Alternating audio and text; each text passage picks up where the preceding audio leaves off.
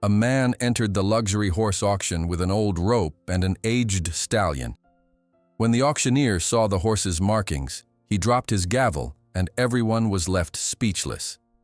Miguel Ramirez awoke to the familiar rustling of hay beneath his thin blanket, his body instinctively curling against the pre-dawn chill of Kentucky autumn.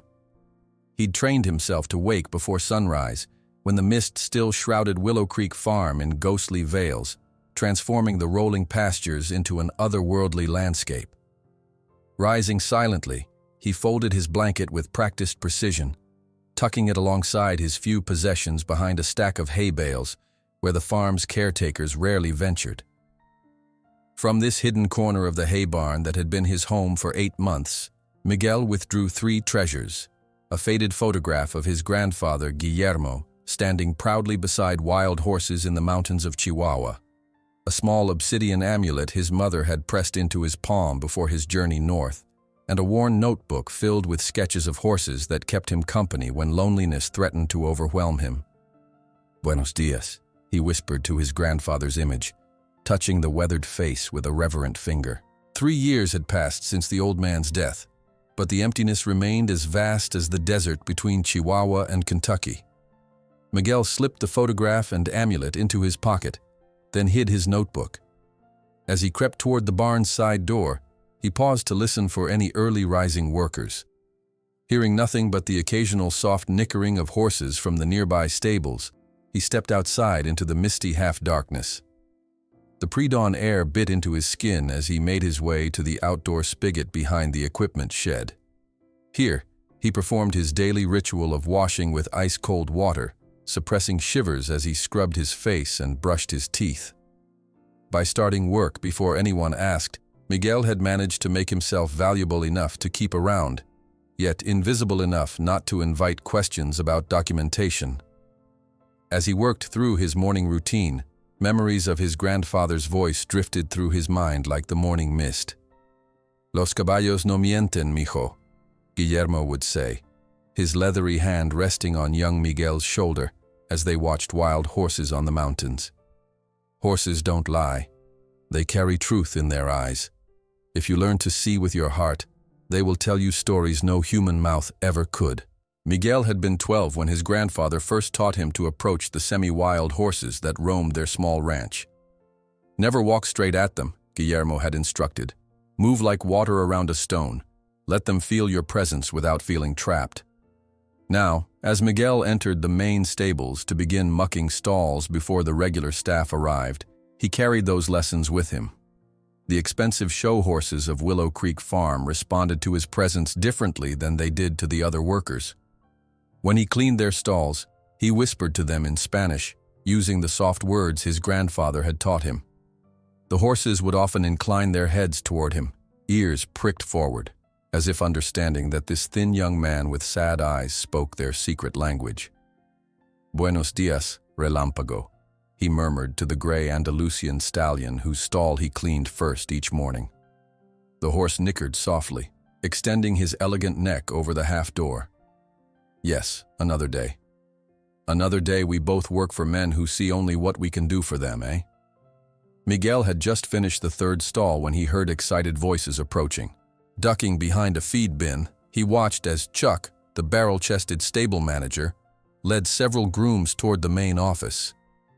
"Mr. Whitfield's bringing in some fancy new stallion today," one groom said. "Cost more than my house and car combined." "Heard it's one of them golden horses from Russia or somewhere," another replied. "Akal something." "Akal Teke," Chuck corrected gruffly. "And this ain't just any Akal Teke. This is royalty on 4 legs. $2 million worth of horseflesh that's gonna put Willow Creek on the international map, if it doesn't kill someone first." "Kill someone?" The youngest groom looked alarmed. Chuck gave a harsh laugh. "That golden demon already sent 2 handlers to the hospital in Russia. Mr. Whitfield thinks he can get it trained for showing, but I'm telling you that animal has the devil in him." Miguel continued his work, moving more carefully now to avoid detection, as the stables buzzed with anticipation. $2 million was more money than he could comprehend, more than his entire village in Chihuahua might see in a generation. What kind of horse could be worth such a fortune? By midday, when Miguel was hauling feed bags from the storage barn, a gleaming black trailer pulled by a luxury SUV rolled through Willow Creek's ornate iron gates. From his vantage point behind stacked hay bales, Miguel watched as Harrison Whitfield III emerged from the SUV. Tall and rigid with military posture despite his 60 years, Whitfield surveyed his domain with cold gray eyes, an unlit cigar clenched between his teeth like a permanent appendage. "Where's Volkov?" Whitfield demanded, not bothering with greetings to the assembled staff. "The Russian trainer won't arrive until next week, sir," Chuck replied, standing straighter in his boss's presence. "Damn." Whitfield chewed his cigar. "Well, let's get this beast unloaded. I want him settled before dark." 6 men approached the trailer cautiously.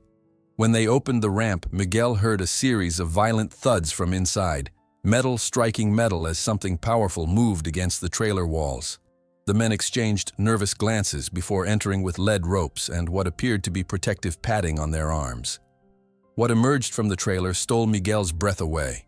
The stallion seemed made of liquid metal, his coat catching the afternoon sunlight like polished gold. But it was the animal's eyes that transfixed Miguel, amber, almost orange, blazing with a primal intelligence and unmistakable terror. As the handlers struggled to control him, the stallion reared, powerful forelegs pawing at the air, while his scream of defiance echoed across the farm. "Secure that monster!" Whitfield shouted as the horse nearly trampled one handler. "Get him to the reinforced stall at the back. Nobody goes near him until Volkov arrives." Miguel watched as the magnificent creature was half-dragged toward the isolation stalls, fighting every step of the way. Each time the ropes pulled taut against his neck, the stallion's eyes widened with panic, his nostrils flaring as he struggled for breath. Miguel recognized the look immediately. It was the expression of an animal that had known only human cruelty, an animal whose trust had been repeatedly violated. That night, for the first time since arriving at Willow Creek, Miguel couldn't sleep. Each time he closed his eyes, he saw the golden stallion's terrified gaze, heard the desperate screams that continued to echo from the isolation stall long after dark. The other horses had responded nervously, their own whinnies creating a chorus of anxiety throughout the stables. When Miguel finally drifted off near dawn, he dreamed of his grandfather standing beside the golden horse in a field of swaying grass, both of them watching him with the same knowing eyes. He awoke with a start, realizing with horror that sunlight was already streaming through the hay barn windows. He had overslept by nearly an hour, something that had never happened before. Scrambling to dress and reach the stables, Miguel knew he was in trouble. "Ramirez!" Chuck's voice thundered across the stable yard as Miguel tried to slip in unnoticed. "Where the hell have you been?" "Lo siento, I'm sorry," Miguel said, eyes downcast. "I overslept." Chuck's weathered face darkened. 8 months you've been here, and suddenly you can't get your ass out of bed on time?" His mouth twisted into a cruel smile.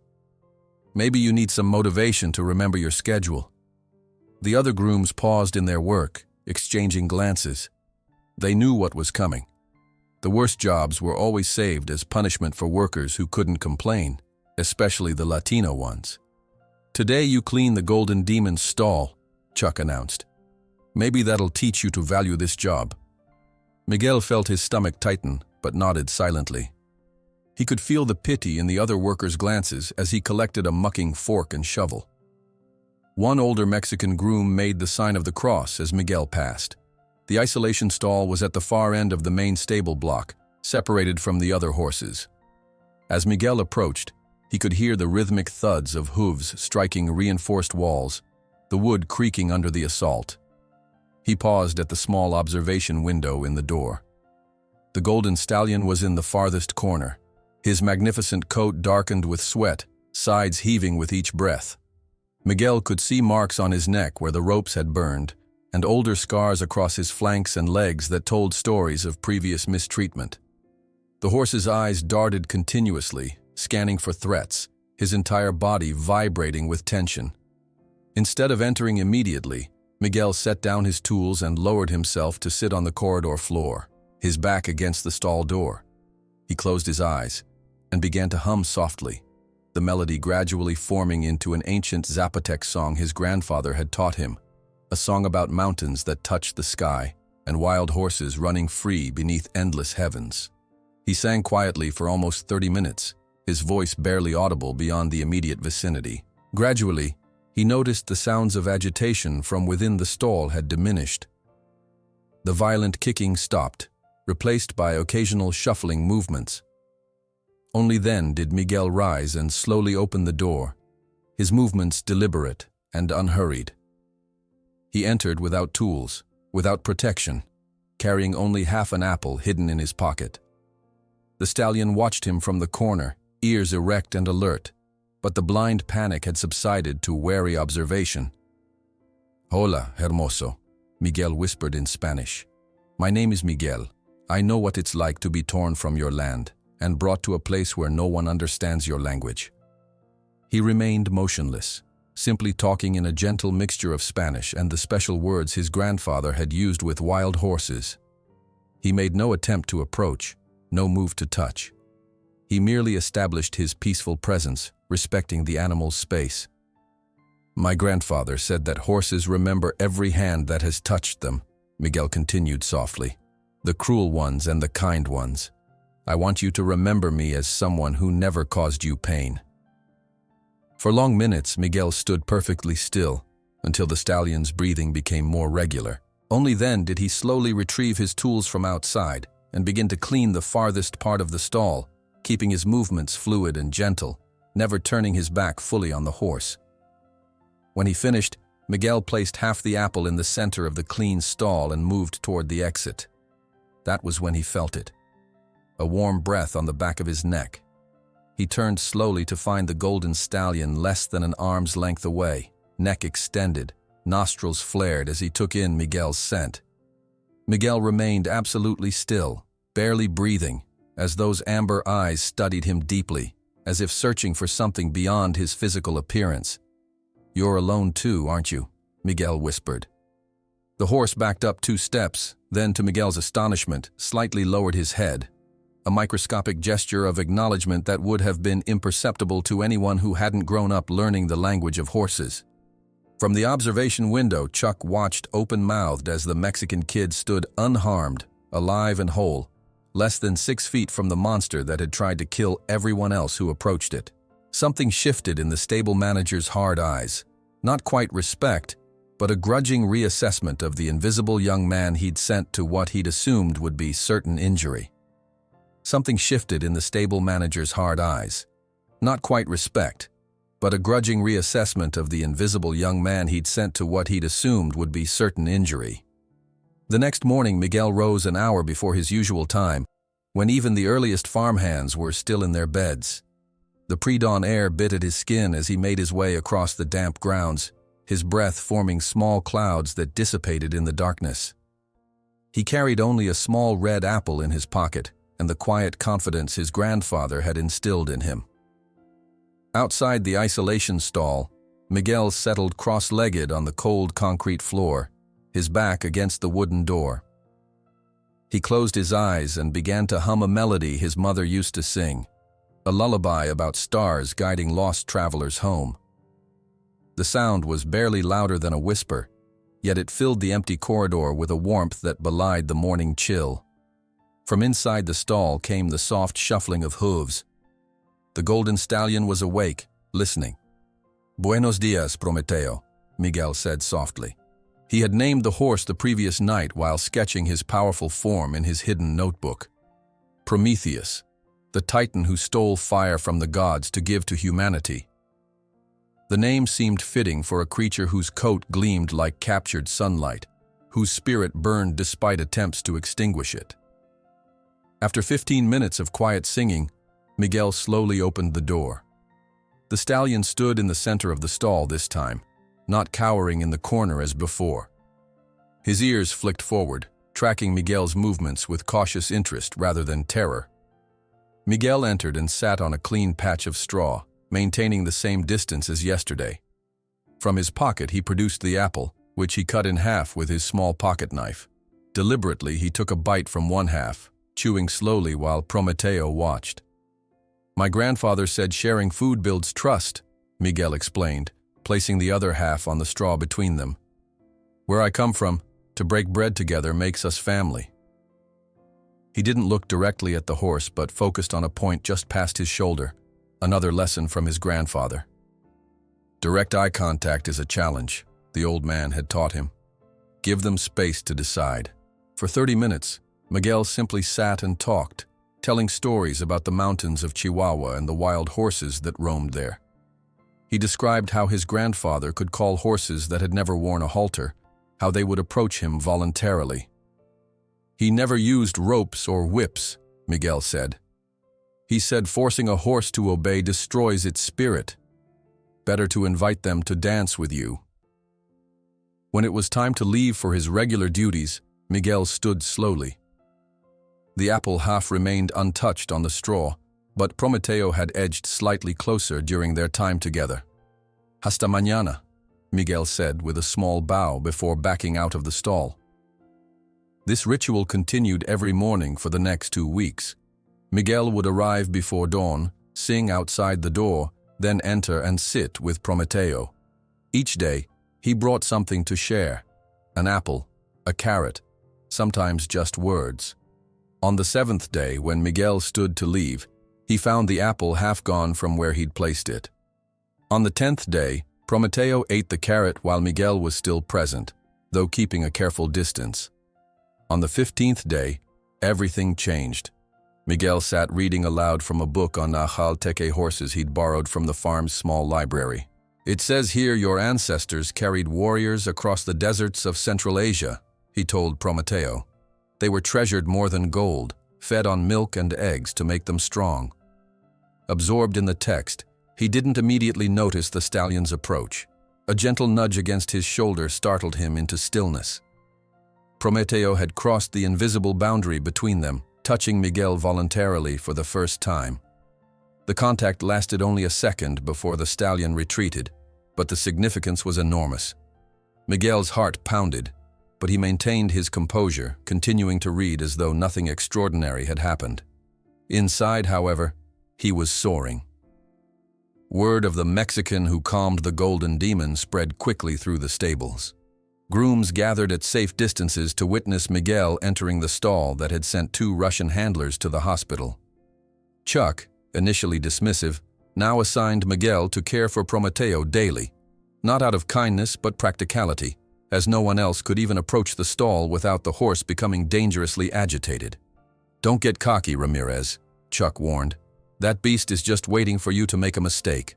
But Miguel saw something different in Prometeo's eyes now. Wariness still, but also the first fragile tendrils of trust.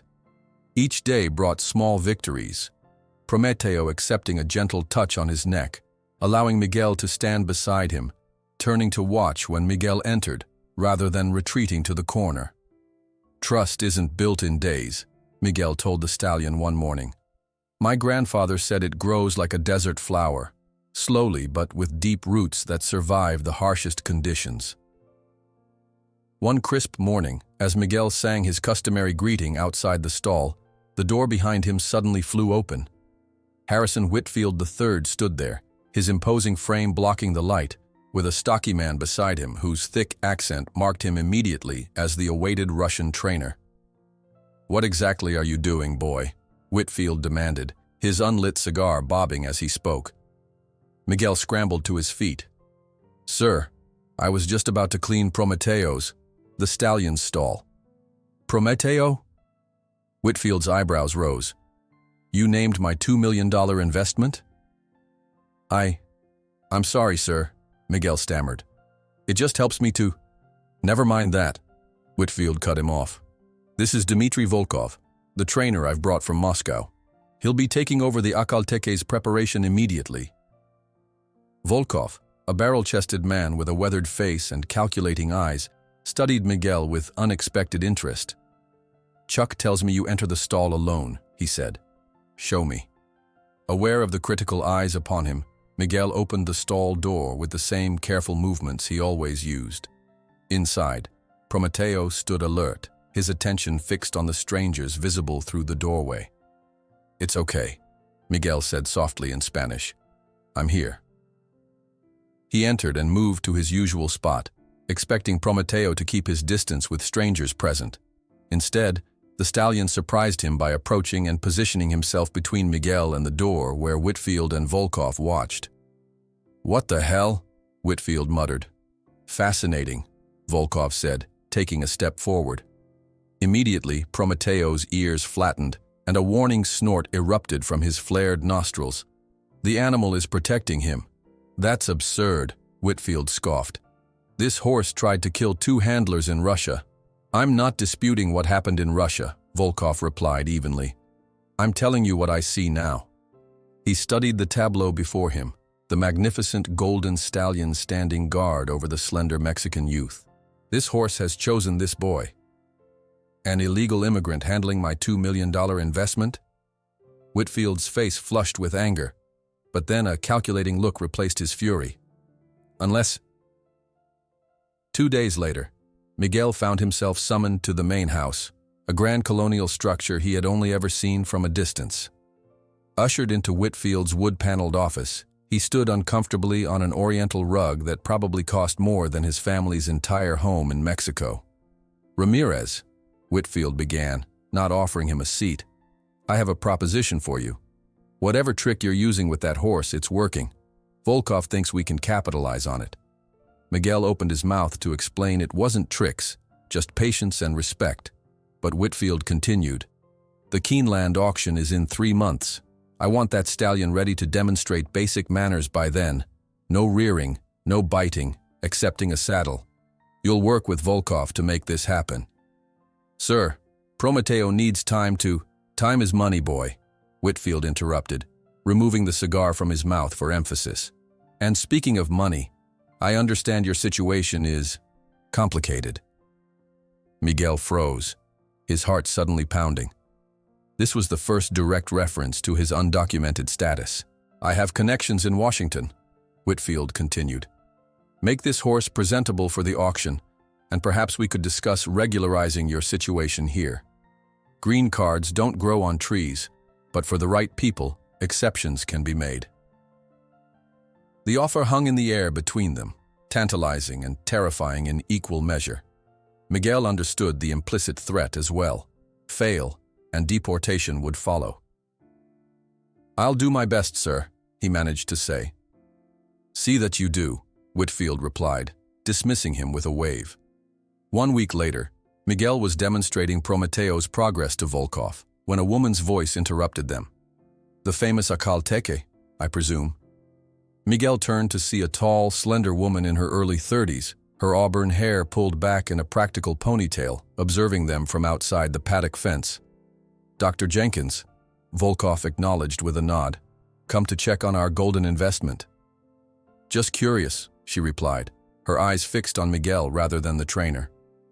"I've heard interesting things about his new handler." Later, as Miguel led Prometeo back to his stall, the woman appeared beside him. "I'm Sarah Jenkins," she introduced herself, "local veterinarian and daughter of James Jenkins." The name meant nothing to Miguel, but he nodded politely. "Miguel Ramirez." "My father was a horse trainer for 40 years, she explained, falling into step beside him. "He used to talk about something he called the old vision, the ability to see beyond a horse's behavior to its soul. He said it was a rare gift that was disappearing as humans moved further from nature." Miguel continued walking, uncomfortable with the implied praise. He also said that in the presence of someone with that gift, even the wildest horse recognizes a kindred spirit. Sarah continued, studying Miguel with intelligent eyes. "I'd like to observe your work, if you don't mind." Over the following weeks, Sarah became a regular visitor, watching from a respectful distance as Miguel worked with Prometeo. She occasionally offered veterinary insights about the horse's physical condition, but seemed more interested in learning from Miguel's intuitive approach. "You never try to control him," she remarked one afternoon as Miguel guided Prometeo through simple movements in the round pen. "Every other trainer I know establishes dominance first." Miguel stroked Prometeo's neck gently, a touch that would have been unthinkable just weeks before. "My grandfather said you don't dominate a free spirit. You invite it to dance with you."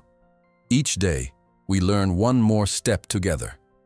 Meanwhile, Whitfield monitored their progress with growing financial interest. The once untouchable Stallion now allowed Miguel to groom him, lead him without ropes around the paddock, and even place a light blanket on his back. "We need to accelerate," Whitfield demanded one morning, appearing unexpectedly at the training paddock. "The Keeneland auction is in 3 months. I want him accepting a saddle and bridle by then." "Sir," Miguel began carefully, "rushing Prometeo could reverse all our progress. He's building trust day by day, but you have 1 month to get him accepting full tack," Whitfield cut in, "or I'll bring Volkov in to finish the job his way." After Whitfield left, Sarah found Miguel in the paddock, watching Prometeo gallop freely under the setting sun. "Whitfield only sees dollar signs when he looks at him," Miguel said bitterly. "He doesn't see the scar on his flank where someone used cruel spurs, doesn't see how he still trembles when someone raises their voice near him." "My father used to say there are 2 kinds of people in the horse world," Sarah replied. "Those who want to tame the horse's spirit, and those who want to honor it. Whitfield will never understand what you do, Miguel." One cloudy morning, as Miguel and Prometeo worked in the open paddock, an unexpected storm gathered on the horizon. The first thunderclap sent horses in neighboring paddocks into panic, running desperately for shelter. Miguel found himself far from any protection when lightning began to split the sky. To his astonishment, instead of fleeing in terror like the others, Prometeo galloped directly toward him. The magnificent golden horse stopped at his side, lowering himself slightly. Instinctively, Miguel understood the gesture and, for the first time, mounted Prometeo without any equipment. The stallion carried him swiftly back to the stables, positioning himself protectively between his human friend and the raging storm. Several grooms witnessed the scene, watching open-mouthed as an animal once considered a killer now acted as guardian to a simple Mexican handler. In the safety of the stable, with torrential rain pouring outside, Miguel embraced Prometeo's neck, silent tears streaming down his face. "Gracias, hermano," he whispered. "You saved me." In that moment, he understood that it wasn't just he who was healing Prometeo. Somehow, the traumatized horse was also healing the young immigrant who carried his own burden of loneliness and fear. While drying the tears that mingled with rain on his face, Miguel understood a truth his grandfather had tried to teach him. It wasn't just he who was saving Prometeo. The powerful golden stallion, with his newly discovered trust, was offering Miguel something no document or green card could provide, a place where his heart finally belonged. Miguel knew that it wasn't just he who was saving Prometeo. The powerful golden stallion, with his newly discovered trust, was offering Miguel something no document or green card could provide, a place where his heart finally belonged. The story of their connection spread through Willow Creek Farm like wildfire. Grooms, exercise riders, and even some of the wealthy visitors began to pause at the paddock fence whenever Miguel worked with Prometeo, their expressions a mixture of disbelief and fascination. The Mexican miracle worker, they called him in whispered conversations that fell silent whenever he passed by. One crisp autumn morning, Miguel noticed a sleek black Mercedes parked outside the main stable. A man in an impeccably tailored suit stood beside Harrison Whitfield, both watching intently as Miguel guided Prometeo through simple groundwork exercises. "There's your golden ticket," Chuck muttered as he passed Miguel later that day. "Some oil sheikh's representative. Heard he's willing to pay $3 million if the horse can be ridden." Miguel's hands froze mid-brush on Prometeo's gleaming flank. The stallion, sensing his sudden tension, shifted nervously. "Está bien," Miguel soothed immediately, resuming the rhythmic strokes. "Nothing will happen to you." But the knowledge that potential buyers were already circling made his stomach twist. Prometeo was making remarkable progress, yes, but it was built on a foundation of trust that could easily shatter if pushed too quickly. The following afternoon, Whitfield summoned Miguel to his office again. This time, the room held the sharp scent of expensive cologne and leather as Whitfield gestured for Miguel to stand before his massive mahogany desk. "You've done good work with the Acalteque," Whitfield began, examining his unlit cigar. "Better than expected. Thank you, sir, Miguel replied cautiously. So I think it's time we discussed your situation. Whitfield's eyes narrowed slightly. Your green card. Do you have one, Ramirez? Though he'd suspected this moment would come, the direct question still sent a jolt of fear through Miguel's body. He remained silent, which was answer enough. That's what I thought, Whitfield continued, his voice deceptively casual. With the money that horse will bring at auction, I could be interested in regularizing your situation. I know people in Washington, but I need to be sure you'll follow my instructions exactly. Miguel's throat felt dry. What instructions, sir? The Keeneland auction is approaching. I need Prometeo. Whitfield paused, the horse's name sounding foreign on his tongue, ready for demonstrations that show his temperament is manageable. Buyers need to see he's not the killer they've heard about. And after the auction? Miguel asked, surprising himself with his boldness. What happens to Prometeo? Whitfield leaned back in his leather chair. He goes to his new owner, obviously. As for you, if all goes well, you could have a permanent position here, with documents. The offer hung in the air between them, simultaneously tempting and horrifying. A legal status in America, the dream that had driven Miguel across deserts and rivers, that had separated him from his family and homeland, dangled before him like a golden key. But the price was Prometeo, who would almost certainly revert to his defensive, fearful behavior once separated from the only human he had learned to trust. I'll need your answer, Ramirez, Whitfield prompted when Miguel remained silent. I'll continue working with him, Miguel finally said, carefully avoiding a direct promise about the auction. That evening, Miguel found Sarah waiting by Prometeo's paddock, her expression troubled as she watched the golden stallion grazing peacefully in the fading light. Whitfield's planning to sell him at Keeneland, isn't he? She asked without preamble. Miguel nodded, leaning against the fence beside her. He offered to help with my papers if I get Prometeo ready. Sarah's laugh held no humor. Classic Whitfield. My father knew him for decades. She turned to face Miguel fully. He has a pattern, you know. Buys troubled horses at reduced prices, finds someone who can temporarily fix them, then sells them for obscene profit. The horses invariably revert to problematic behaviors with their new owners, but by then, it's not his problem anymore. A chill that had nothing to do with the autumn air ran through Miguel. What happens to them? Sarah's silence answered before her words did. Some get medicated into submission. Others are considered lost causes and end up discarded. Killed? Miguel whispered, his eyes finding Prometeo's gleaming form across the paddock. Not officially, of course, but yes, eventually. Most new owners don't have the patience to work through deep-seated trauma once the excitement of owning a rare breed wears off.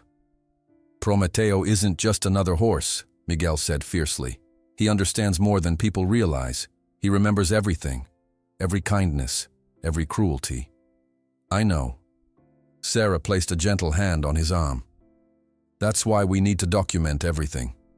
Prometeo's condition when he arrived, his progress, his reactions to others versus to you. If we can prove that separating you would constitute animal cruelty, we might have legal grounds to challenge Whitfield's plans. Miguel looked at her in surprise. You're not alone in this, Miguel. Sarah's smile was determined. There are more people who care about Prometeo's welfare than you might think. Over the next several days, Miguel discovered the truth in Sarah's words. Julio, an elderly Mexican groom who had worked at Willow Creek for 20 years, approached him one evening as he was finishing his chores. Mr. Whitfield keeps records of all his horses in his office, Julio confided in rapid Spanish, looking over his shoulder to ensure they weren't overheard, including the ones that disappeared after being sold. How do you know this? Miguel asked. I clean the offices at night, Julio replied. 20 years and he still thinks I don't understand English when he talks about his business on the phone. The older man's eyes hardened. I've seen this before with other horses. Beautiful animals, broken in spirit, fixed just enough to sell. None of them had happy endings. That Friday, when Whitfield traveled to Louisville for a day at the races, Sarah, Miguel, and 2 other Latino workers slipped into the darkened main office. While Julio kept watch outside, they photographed documents that revealed a disturbing pattern. At least 3 horses previously sold by Whitfield had been euthanized within a year after sale due to unmanageable aggressive behavior. "This is worse than I thought," Sarah whispered as she flipped through a file. "Look at this. Correspondence with insurance companies about claims after the horses were put down. He's profiting twice, once from the sale and once from the insurance when they're destroyed." Miguel felt physically ill as he photographed a particularly damning letter about a Frisian stallion whose temperament issues had been temporarily masked by handler techniques, but predictably resurfaced after sale. "Prometeo will never leave with a stranger," Miguel said with certainty. "He's too intelligent, too sensitive. They'll label him dangerous and—" He couldn't finish the sentence. Just 1 week before the auction, Whitfield summoned Miguel to his office again. This time, a large man in an expensive suit was present, Jake Thornton, whom Miguel recognized as the representative who had been watching his sessions with Prometeo. "Mr. Thornton represents Sheikh Al-Thani, who's interested in adding an Akal Teke to his collection," Whitfield explained. "He wants a private demonstration tomorrow." "Certainly, sir," Miguel agreed cautiously. "I want to see Prometeo with full equipment," Whitfield continued. "Saddle, bridle, the complete package." Miguel's heart sank. "Sir, Prometeo still isn't ready for—" "I don't care," Whitfield cut him off sharply. "Let's make a deal, Ramirez. Do this right, and beyond the papers I promised, you'll get 10% of the sale." Miguel blinked in shock. 10% of a multi-million-dollar sale would be enough to buy a small property and bring his entire family from Mexico. The sum was so vast it momentarily stole his breath. "Think about it," Whitfield pressed. "Financial security for your family versus a horse that isn't even yours." When Miguel left the office, his mind was a storm of conflicting emotions. The money could transform his family's life, secure his mother's medical care, pay for his sister's education. Yet the thought of betraying Prometeo's trust made him physically ill. That night, Miguel couldn't sleep. Long before dawn, he saddled one of the farm's working horses and rode the 5 miles to Sarah's small house, which she shared with 2 other veterinary colleagues. To his surprise, he found not just Sarah but a dozen people gathered in the living room. Latino handlers from neighboring farms, several respected local breeders, and even Emma Blanchard, the 80-year-old woman who presided over Kentucky's Equine Protection Society. "Sarah told us everything," Emma explained, her blue eyes sharp despite her advanced age. "And it's not the first time we've heard about Whitfield's methods." Together, they formulated a desperate plan. While Miguel would return to the farm for the demonstration demanded by Whitfield, the others would implement their part of the strategy. "It's risky," Sarah warned. "Whitfield has powerful friends." "So do we," Emma replied firmly. "The equestrian world may seem to worship money, but at its heart, there are still those who believe in the sanctity of the bond between horse and human." As dawn broke, Miguel rode back to Willow Creek, the weight of the plan heavy on his shoulders.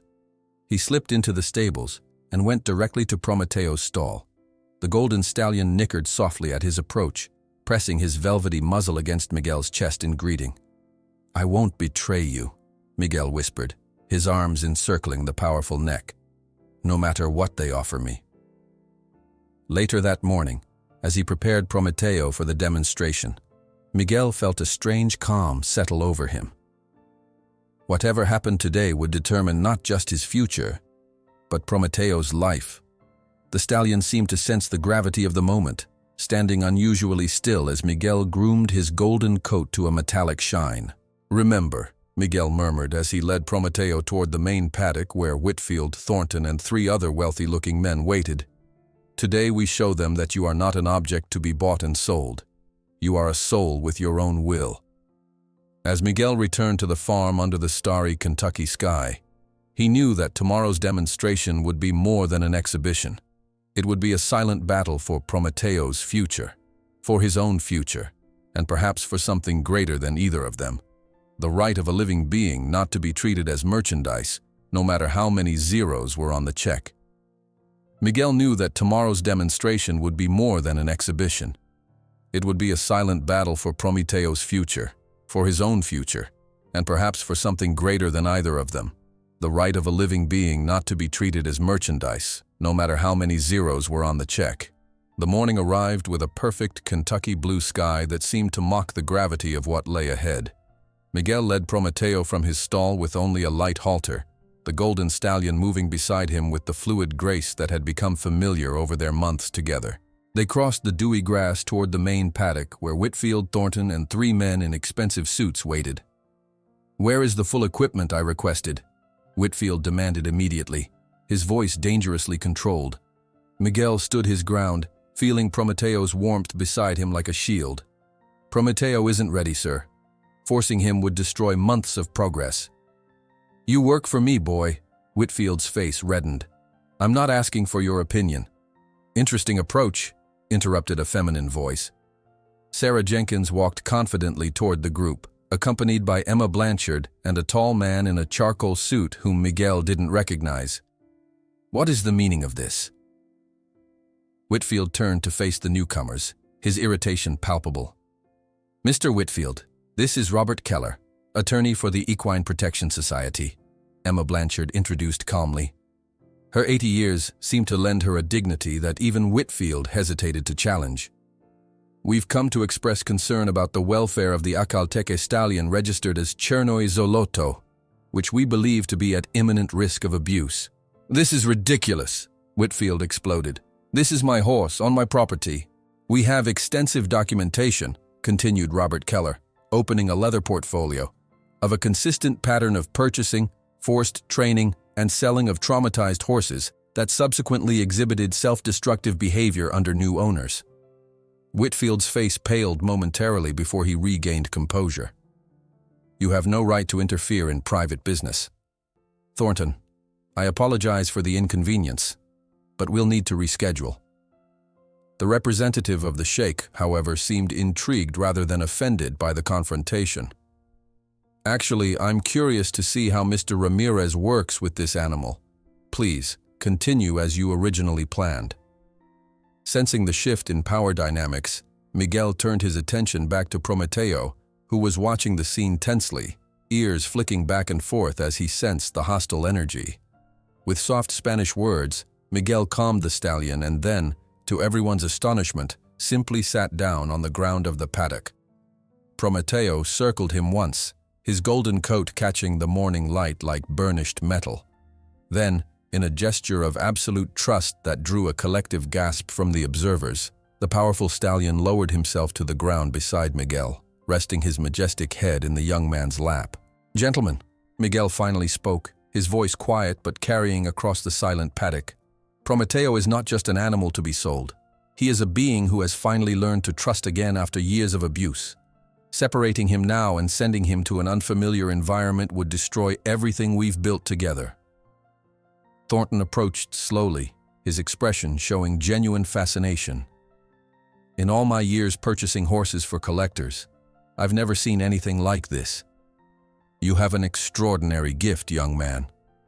"It's not a gift, sir," Miguel replied, gently stroking Prometeo's neck. "It's respect. Prometeo has taught me more than I've taught him." "This is all very touching," Whitfield interjected, clearly calculating how to regain control of the situation. "But business is business.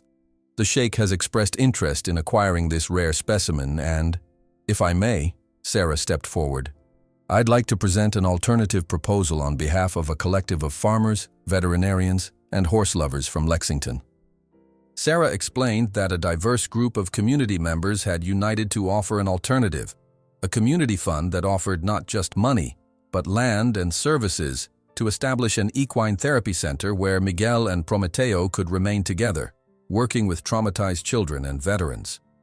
"Our financial offer is smaller," Sarah admitted, "but we're including 40 acres of land donated by the Blanchard family, lifetime free veterinary services, and a commitment to preserving the Acaltecan lineage through an ethical breeding program supervised by experts." A tense silence fell over the paddock. All eyes turned to Whitfield, who was clearly calculating which option would maximize his personal gain while minimizing damage to his already compromised reputation. It was in this moment that Prometeo, as if sensing the tension in the air, gently rose from his position beside Miguel and walked across the paddock, stopping directly in front of Whitfield. The stallion stared at his owner with those deep amber eyes, emanating a dignity that silenced everyone present. Then, without any command, he turned and returned to Miguel's side, pressing his powerful head against the young man's chest in an unmistakable gesture of loyalty that brought tears to many observers' eyes. "I believe the horse has made his choice," commented Robert Keller, breaking the emotional silence. Facing public pressure and the documented evidence of his questionable practices, Whitfield finally yielded, accepting the community's offer, though demanding additional compensation for the exceptional historical value of the stallion. 3 years later, the verdant fields of New Dawn Farm flourished under the Kentucky sun. Where once stood only abandoned land, now rose an internationally recognized equine therapy center, specializing in treating trauma through the connection between humans and horses. Miguel, now with legal status secured through a special visa for extraordinary skills, walked through the main pasture where Prometeo grazed peacefully alongside 3 other horses previously considered problematic and unmanageable. His reputation as a whisperer had grown, attracting traumatized horses from across the country. Sarah, who now directed the veterinary program at the center, approached with a smile. "The new family is arriving in 10 minutes. The girl hasn't spoken since witnessing domestic violence." Miguel nodded, understanding perfectly. Prometeo knows what to do. He recognizes the pain in her eyes better than any psychologist. Together, they watched the arrival of the car with the nervous family, hopeful foster parents, and a 7-year-old girl who refused to look at anyone. When the child was finally brought to the field, Prometeo, as always, knew exactly what to do. The majestic golden stallion, once feared as a demon, approached gently, lowering his head to the child's eye level. For a long moment, child and horse simply observed each other, 2 beings who knew fear deeply. Then, to the astonishment of the adults present, the girl extended her hand to touch the velvet muzzle, and a small sound escaped her lips. Not quite a word, but the beginning of a journey back to trust. Miguel watched from a distance, his heart overflowing. In his pockets, he now carried 4 treasures: the old photo of his grandfather, the obsidian amulet, a small braid of Prometeo's golden hair, and his newest acquisition, the American passport that meant he could finally call this place home. "You were right, abuelo," he whispered to the sky. "A wounded horse doesn't need a whip, but a soul that recognizes its pain. And sometimes it's the horse that saves the human."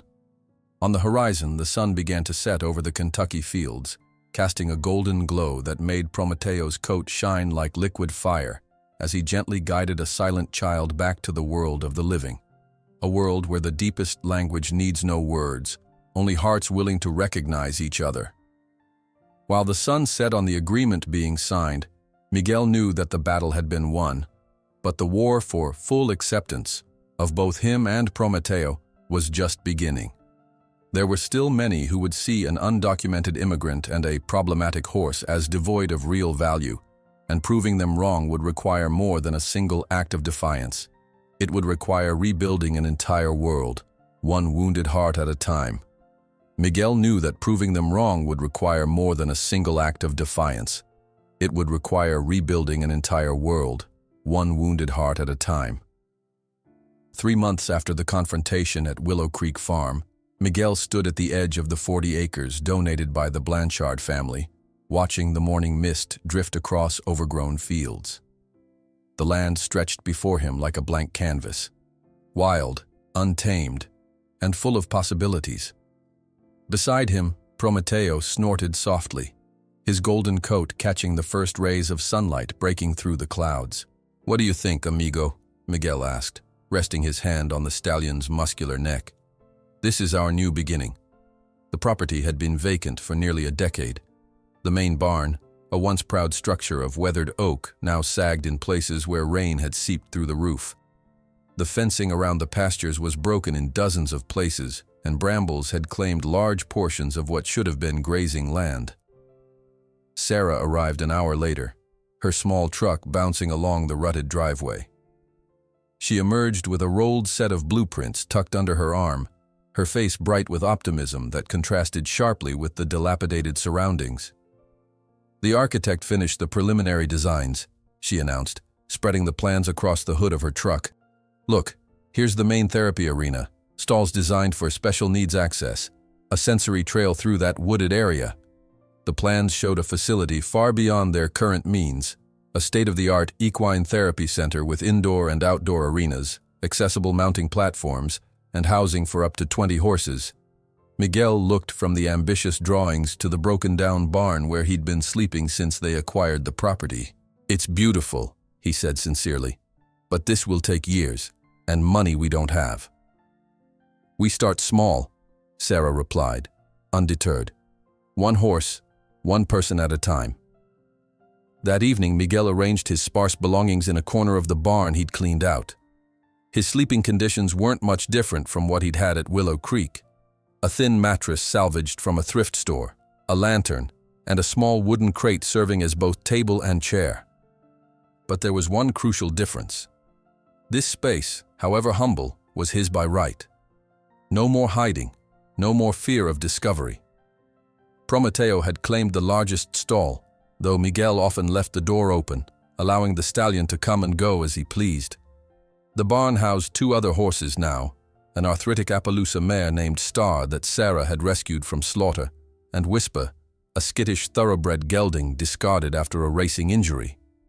Miguel spent his mornings working with these new arrivals, applying the same patient approach he'd used with Prometeo. Whisper particularly challenged him. The gelding flinched at the slightest movement, cowering in the corner of his stall whenever anyone approached. "Your previous human hurt you badly, didn't they?" Miguel murmured as he sat outside Whisper's stall, not attempting to enter. "You don't have to trust me yet. I'll wait." Day after day, Miguel simply sat reading aloud near Whisper's stall, occasionally leaving an apple slice just within reach. Prometeo often stood nearby during these sessions, his calm presence seeming to reassure the traumatized thoroughbred. On the 10th day, Whisper finally extended his neck to sniff Miguel's outstretched hand, a tiny victory that meant more than any blue ribbon. Word spread quickly about the new sanctuary taking shape on the old Blanchard property. Some local farmers offered hay at reduced prices. A retired carpenter volunteered to help repair the barn roof. Sarah's veterinary colleagues donated medical supplies and their time. But not everyone welcomed their presence. One afternoon, Miguel overheard 2 men at the feed store in town, their voices deliberately loud enough to carry. "Heard they gave that prime Blanchard land to some illegal to play horse whisperer," one said.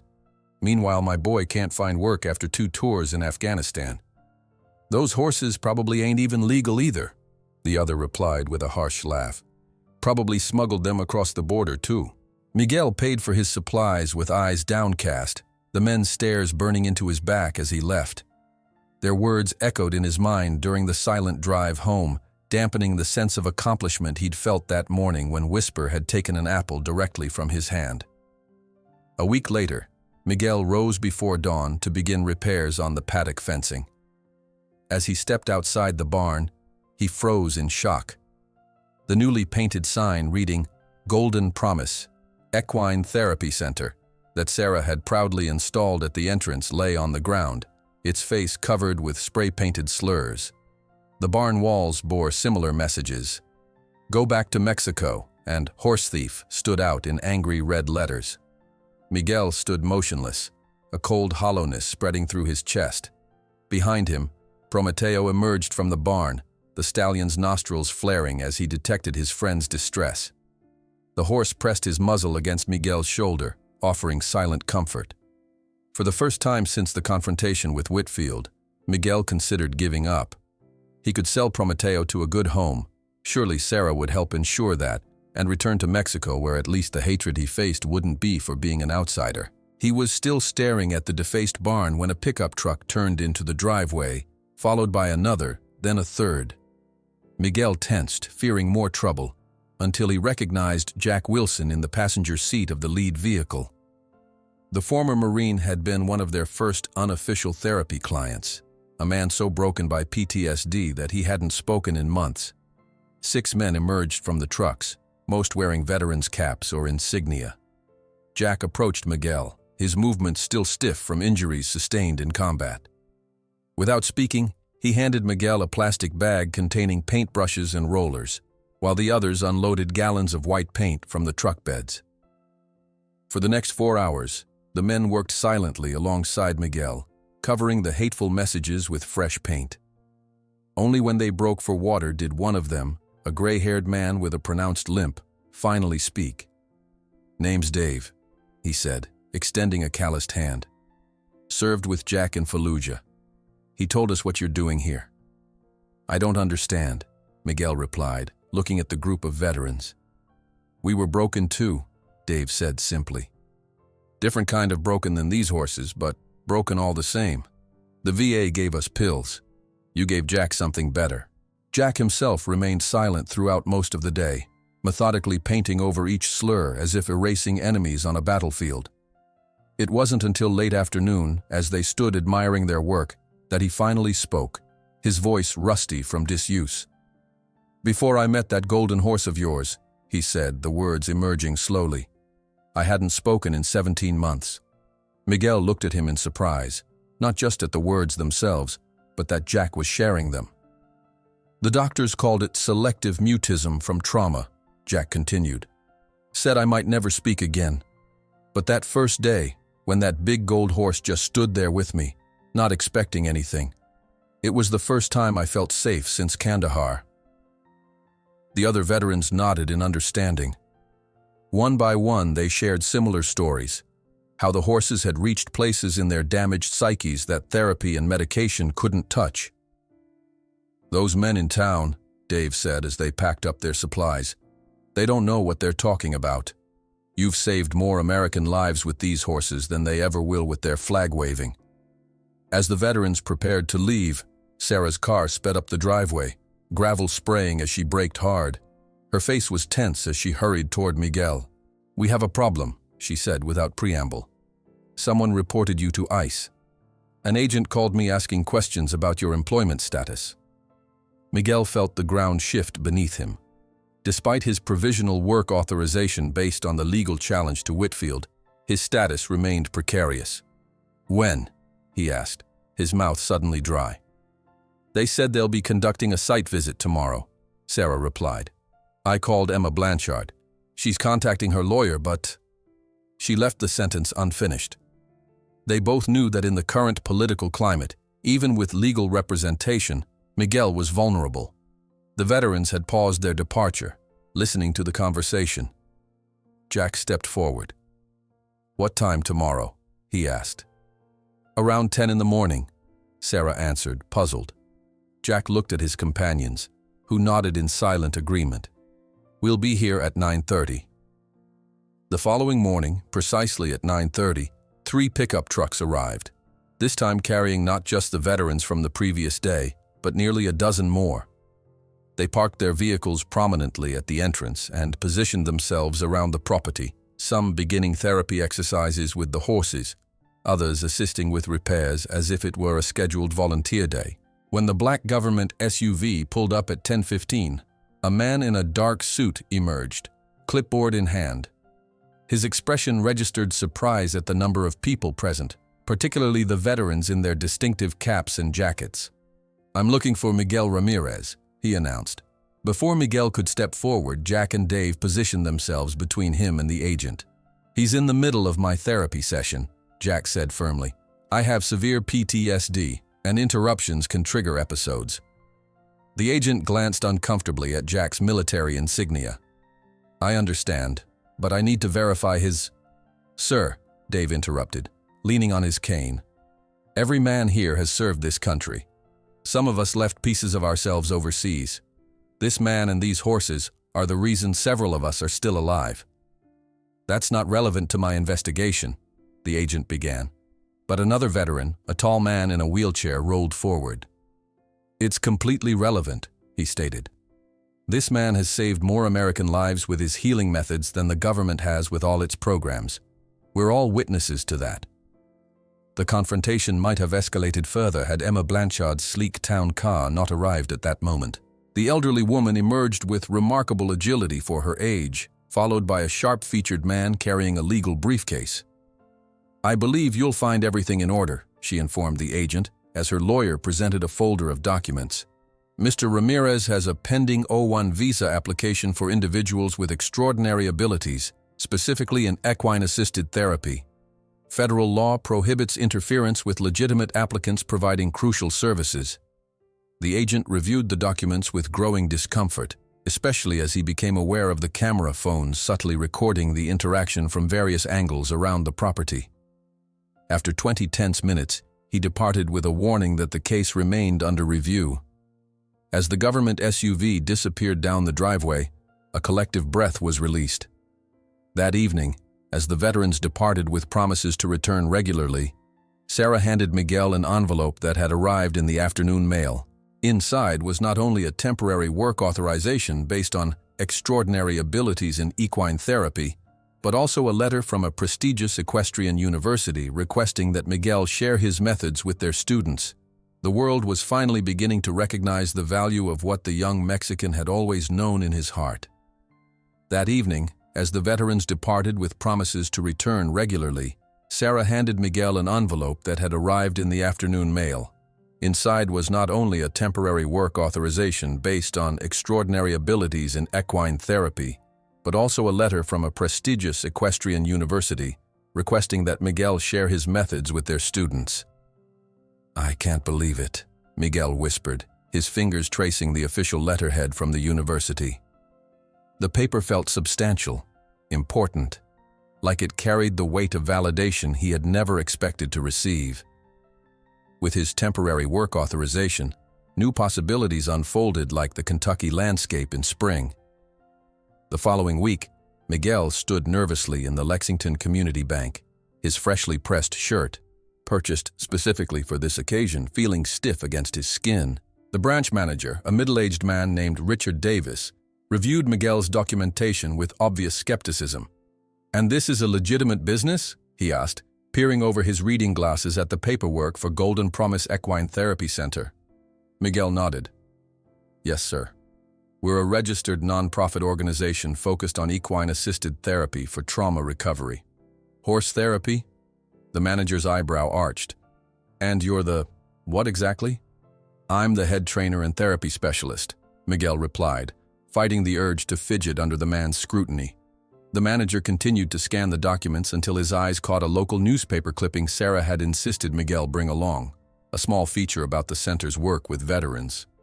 "Wait, you're that Mexican horse whisperer the veterans have been talking about?" Recognition softened the manager's expression. "My brother-in-law is friends with Dave Johnson. Says you've done more for his PTSD than 5 years of VA treatment." The account was opened within the hour, and for the first time, Golden Promise had a legitimate way to receive donations and grants. The money trickled in slowly at first. Small donations from local supporters, a modest grant from a regional veterans organization, contributions from Sarah's network of veterinarians. Each dollar represented trust, not just in the center's mission, but in Miguel himself. 2 weeks later, Jack Wilson arrived with a hand-carved wooden sign. The former Marine had spent days crafting it in his garage workshop. The letters, Golden Promise, Equine Therapy Center, burned deep into polished oak, with a silhouette of Prometeo painted in gold leaf. "Made it myself," Jack said gruffly, avoiding direct eye contact as Miguel admired the craftsmanship. "Figured we needed something official." The "we" didn't escape Miguel's notice. Somehow, without formal announcement, the veterans had become an integral part of Golden Promise, showing up regularly to help with repairs, exercise the horses, or simply sit in the peaceful presence of the animals that had helped restore their sense of purpose. As autumn deepened into winter, the center's reputation grew. Sarah managed to secure a small equipment grant that provided specialized tack and mounting blocks for therapy sessions. What had begun as informal interactions between traumatized horses and traumatized humans evolved into structured therapy sessions, with Sarah documenting results for a research paper she hoped to publish. One crisp December morning, Miguel watched from the fence as Sarah worked with their newest client, a 7-year-old girl diagnosed with severe autism who had never spoken. The child's parents observed anxiously from a distance as Sarah gently guided her toward Prometeo, who stood perfectly still, his ears forward with interest. What happened next brought tears to Miguel's eyes. The golden stallion, once considered too dangerous to approach, lowered his head to the child's level and remained motionless as she tentatively touched his velvety muzzle. For 5 minutes, girl and horse existed in perfect communion until she suddenly whispered a single word: "Golden." It was the first word her parents had ever heard her speak. The story of the nonverbal child's breakthrough spread quickly through the local therapy community, bringing new clients and, eventually, a crew from the Lexington Herald to document the center's work. The resulting article, titled "Golden Promises: How Rescued Horses Are Rescuing Hearts," featured a photograph of Miguel and Prometeo that captured their connection perfectly. The young Mexican's hand resting lightly on the stallion's neck, both gazing at the horizon with matching expressions of calm dignity. 50 miles away, in his palatial study, Harrison Whitfield III read the article with growing irritation, the glass of bourbon in his hand growing dangerously tight in his grip.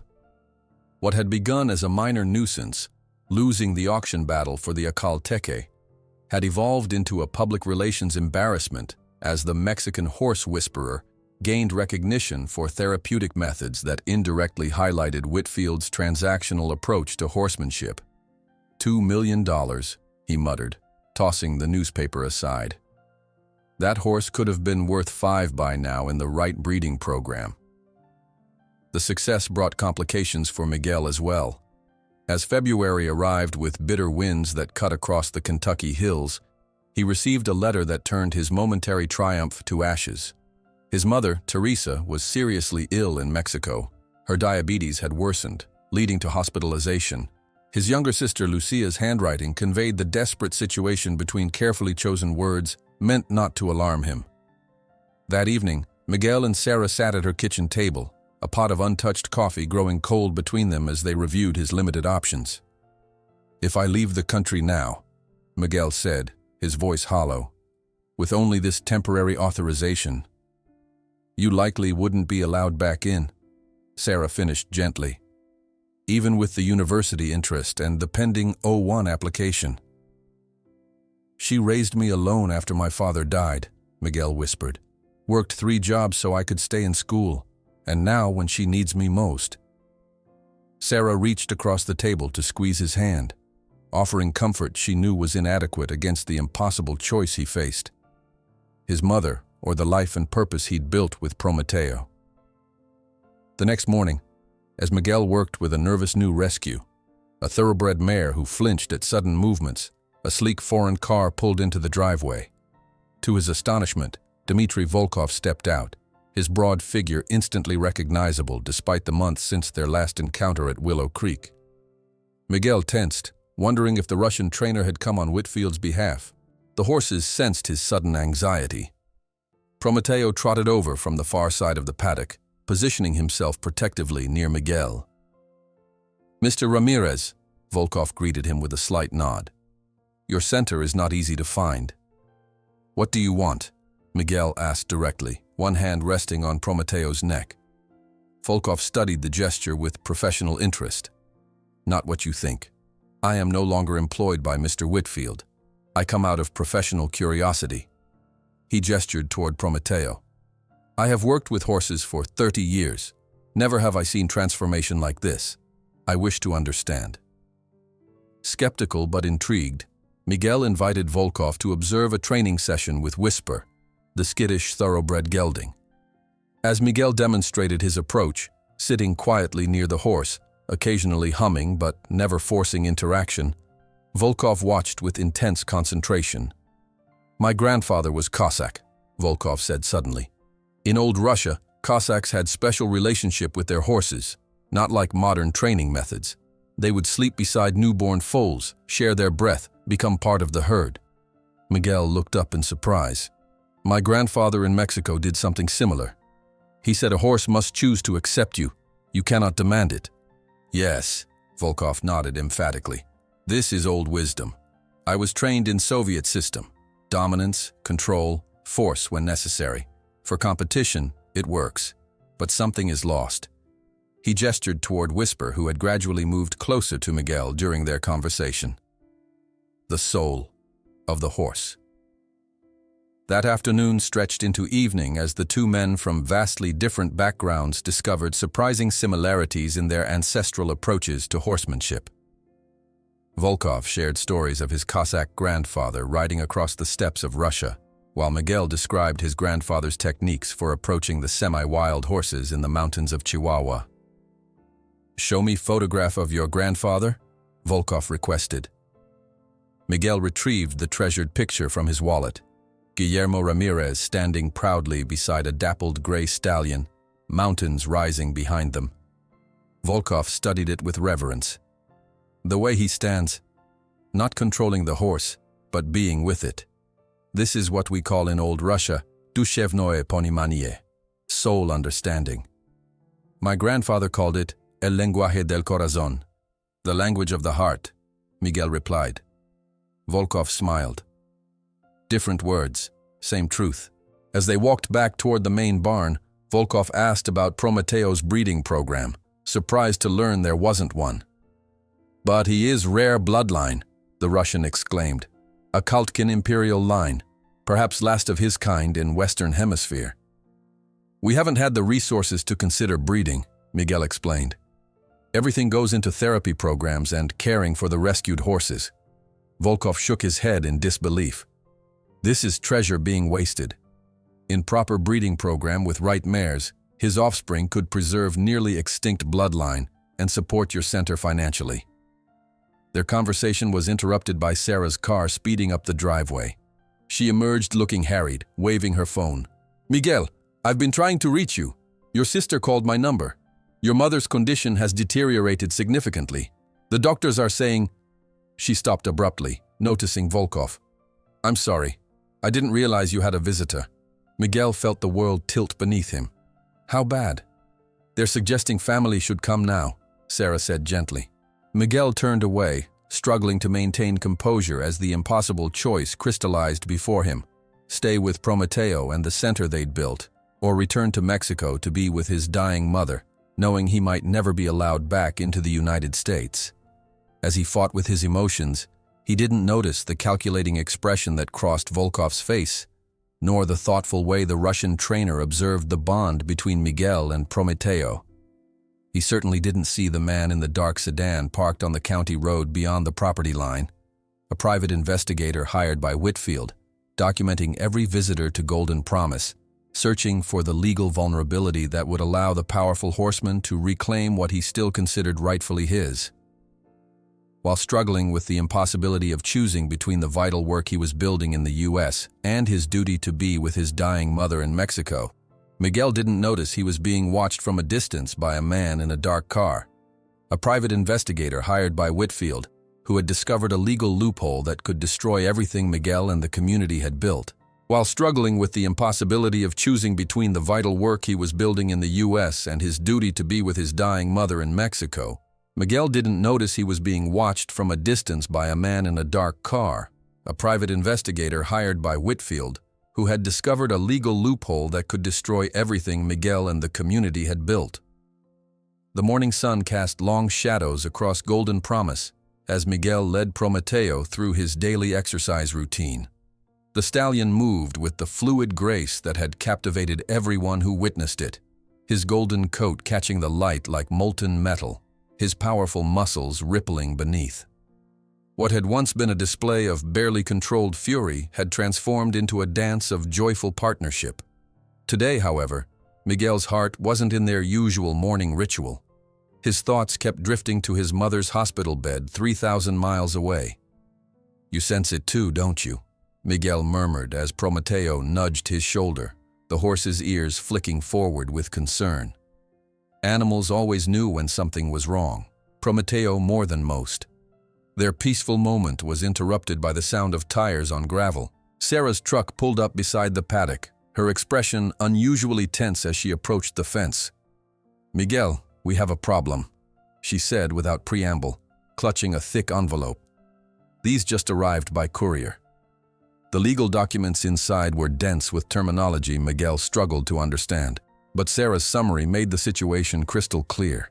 Harrison Whitfield was contesting the validity of Prometeo's sale, claiming material misrepresentation, and demanding either the return of the stallion or additional compensation of $1 million, a sum utterly impossible for their fledgling center to produce.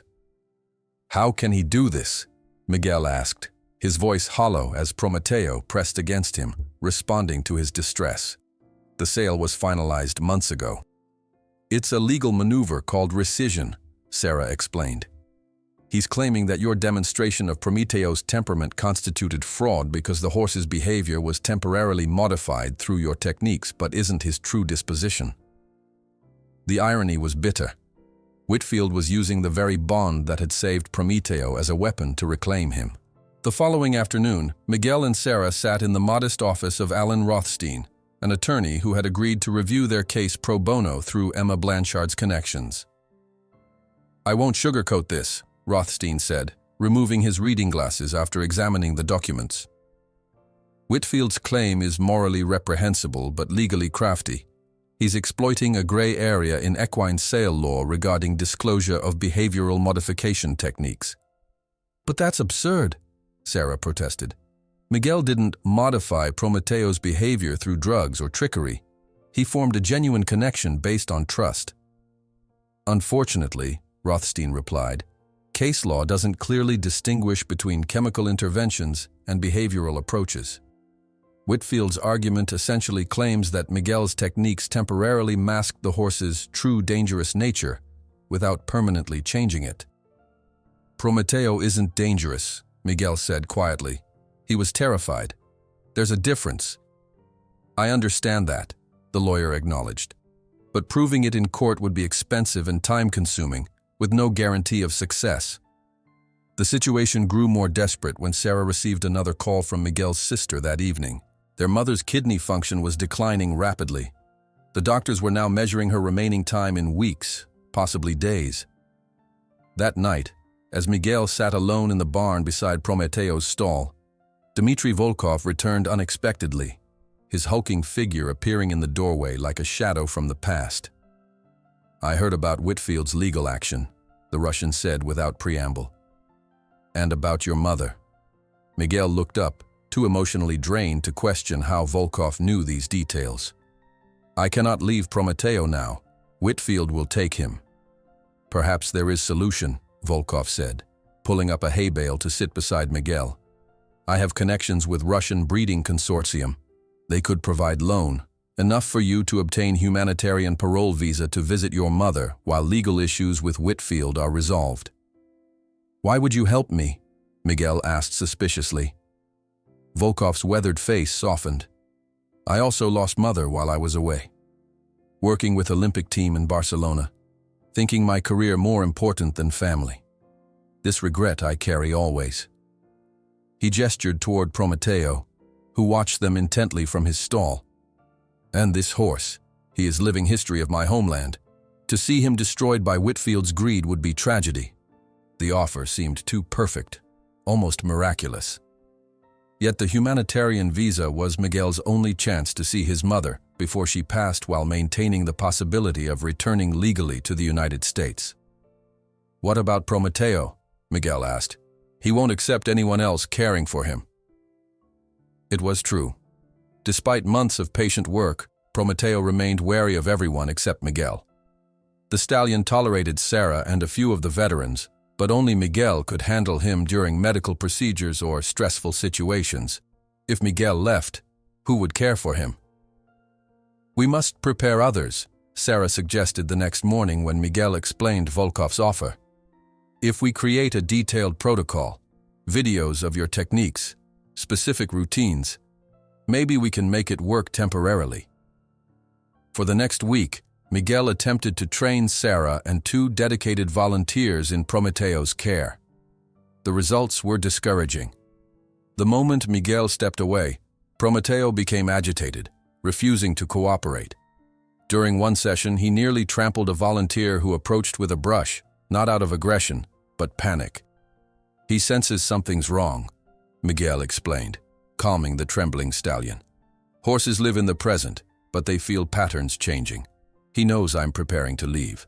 Sarah watched the stallion's distress with growing concern. "What if we recorded you?" she suggested suddenly. "Not just instructions, but your voice, your presence. I could borrow professional equipment from the university." The idea evolved quickly. Using a high-definition camera borrowed from the veterinary school's media department, they began filming detailed sessions of Miguel working with Prometeo. What started as practical training videos soon became something more profound. "Tell us about how you first approach a traumatized horse," Sarah prompted during one filming session. Miguel demonstrated his method with Whisper, the nervous thoroughbred. "You never approach directly," he explained, moving in a curving pattern that didn't threaten the horse's space. "My grandfather taught me to move like water around a stone, present but not forcing." As the filming continued, Miguel found himself sharing stories and philosophy he'd never articulated before. How his grandfather taught him to read the micro-expressions in a horse's eyes, the significance of ear positions, the truth revealed in a flick of the tail. Most trainers focus on controlling the horse's body. Miguel explained while demonstrating how he could guide Prometeo with just his energy and intention, no physical contact needed. "But my grandfather said you must connect with their spirit first. The body follows naturally when the spirit trusts you." During one particularly powerful session, Miguel revealed the true meaning behind the obsidian amulet he always carried. "My grandfather would touch this stone to each horse he helped," he explained, showing the smooth black stone to the camera. "He believed it absorbed their pain. He said every healer needs something to carry the suffering they witness, or it will eventually break them." As the video archive grew, Sarah realized they were capturing something far more valuable than basic care instructions. "This is your methodology, Miguel," she said excitedly after reviewing the footage. "No one has documented this approach before. It's a blend of your grandfather's indigenous wisdom and your own intuitive understanding." The night before his planned departure to Mexico, Miguel spent hours in Prometeo's stall, both of them restless with the impending separation. The stallion repeatedly pressed his forehead against Miguel's chest, a gesture he'd developed to seek reassurance. "I'll come back," Miguel promised, his arms encircling the powerful neck. "You must trust Sarah and the others while I'm gone. They'll show you my videos, and you'll hear my voice." Prometeo's ears flicked back and forth, his amber eyes fixed on Miguel's face as if memorizing every feature. The stallion hadn't eaten properly all day, sensing the disruption in their routine. "My grandfather said horses understand more than we realize," Miguel continued, stroking the golden coat that still amazed him with its metallic sheen. "He said they can feel our intentions across great distances. I will hold you in my heart every day, and you will feel it." When dawn broke, Miguel's bags were packed, his passport and humanitarian visa secured through Volkov's mysterious connections. The Russian had delivered on his promise, arranging not only the loan but expedited processing of the travel documents. Sarah arrived early to drive him to the airport, finding Miguel in the paddock with Prometeo for one final goodbye. The stallion seemed to understand the significance of the moment, standing unnaturally still as Miguel pressed his forehead against the horse's muzzle in a gesture of profound connection. "The videos are organized by topic," Miguel instructed Sarah as they drove toward Lexington. "Start with the one called Morning Greeting. It shows our daily ritual. That's the most important one." "We'll be fine," Sarah assured him, though her tight grip on the steering wheel betrayed her anxiety. "Jack and the other veterans will take shifts to make sure someone familiar is always with him. If Whitfield tries anything while I'm gone..." Emma's lawyer has filed a temporary restraining order. Whitfield can't come within 500 feet of Golden Promise or Prometeo until the hearing. As they neared the airport, Miguel's phone chimed with a message from his sister. Their mother had been moved to intensive care overnight. Time was running out. The next morning, Sarah arrived at the stables to find Prometeo in a state of distress, unlike anything they'd witnessed before. The golden stallion paced his stall relentlessly, occasionally rearing up to strike the walls with his forelegs.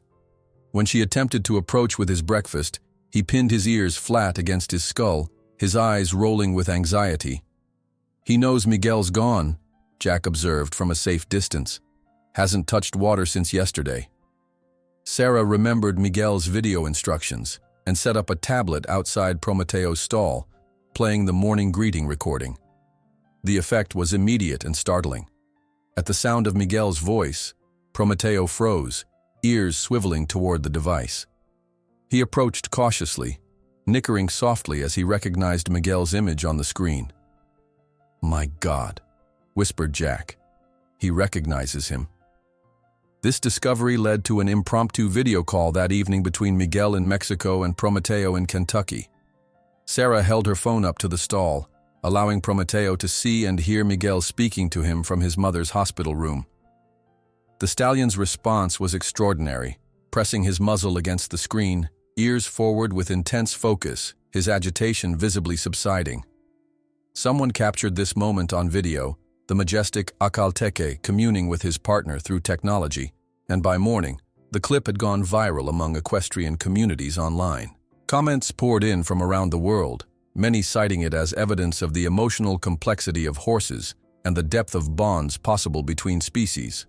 On the morning of Miguel's departure for Mexico, with bags packed and passport in hand, Sarah arrived running to the stable, breathless and waving her phone.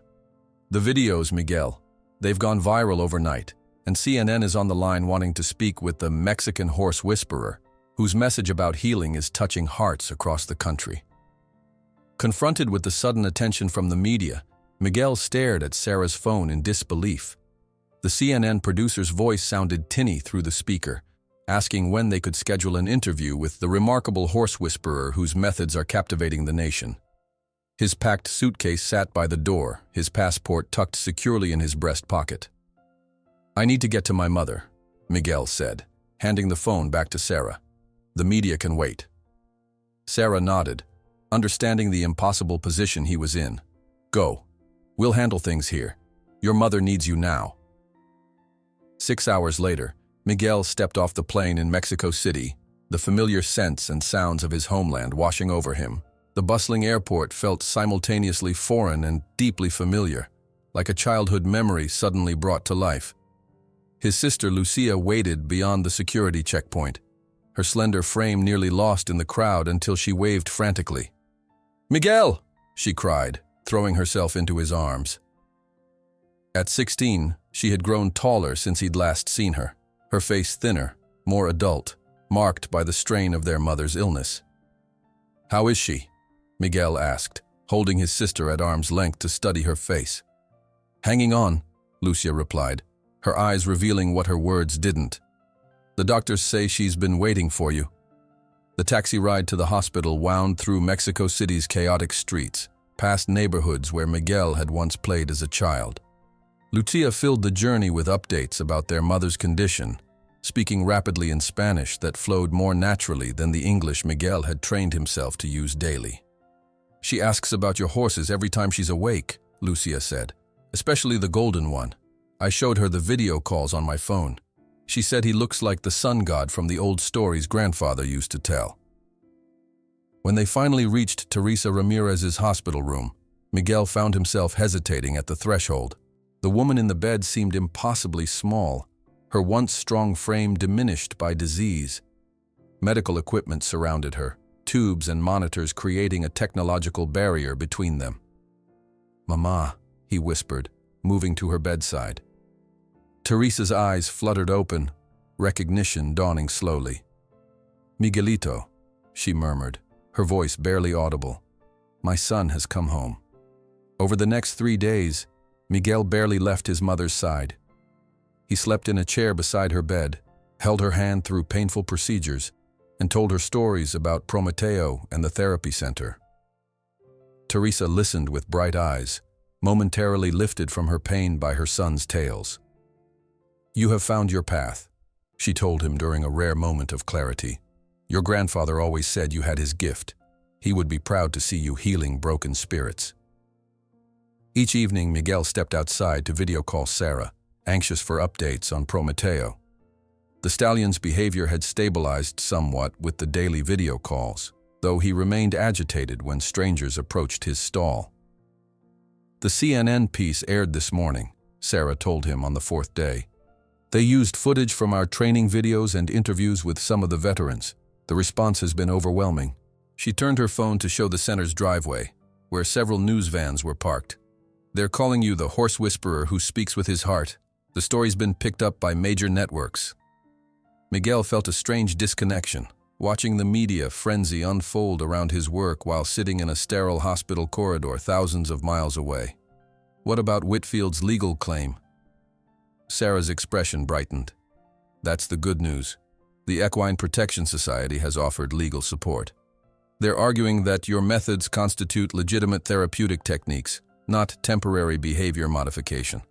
And the public attention is making it difficult for Whitfield to push his case without seeming heartless. The following morning, Miguel entered his mother's room to find her watching a tablet propped on her bed tray. Lucia sat beside her, translating the English language broadcast. "That's my son," Teresa said proudly as Miguel's face appeared on screen, an excerpt from one of the training videos showing him demonstrating how to approach a traumatized horse. He has his grandfather's hands. The news segment shifted to interviews with parents of children in the therapy program, then to veterans describing how the horses had reached them when nothing else could.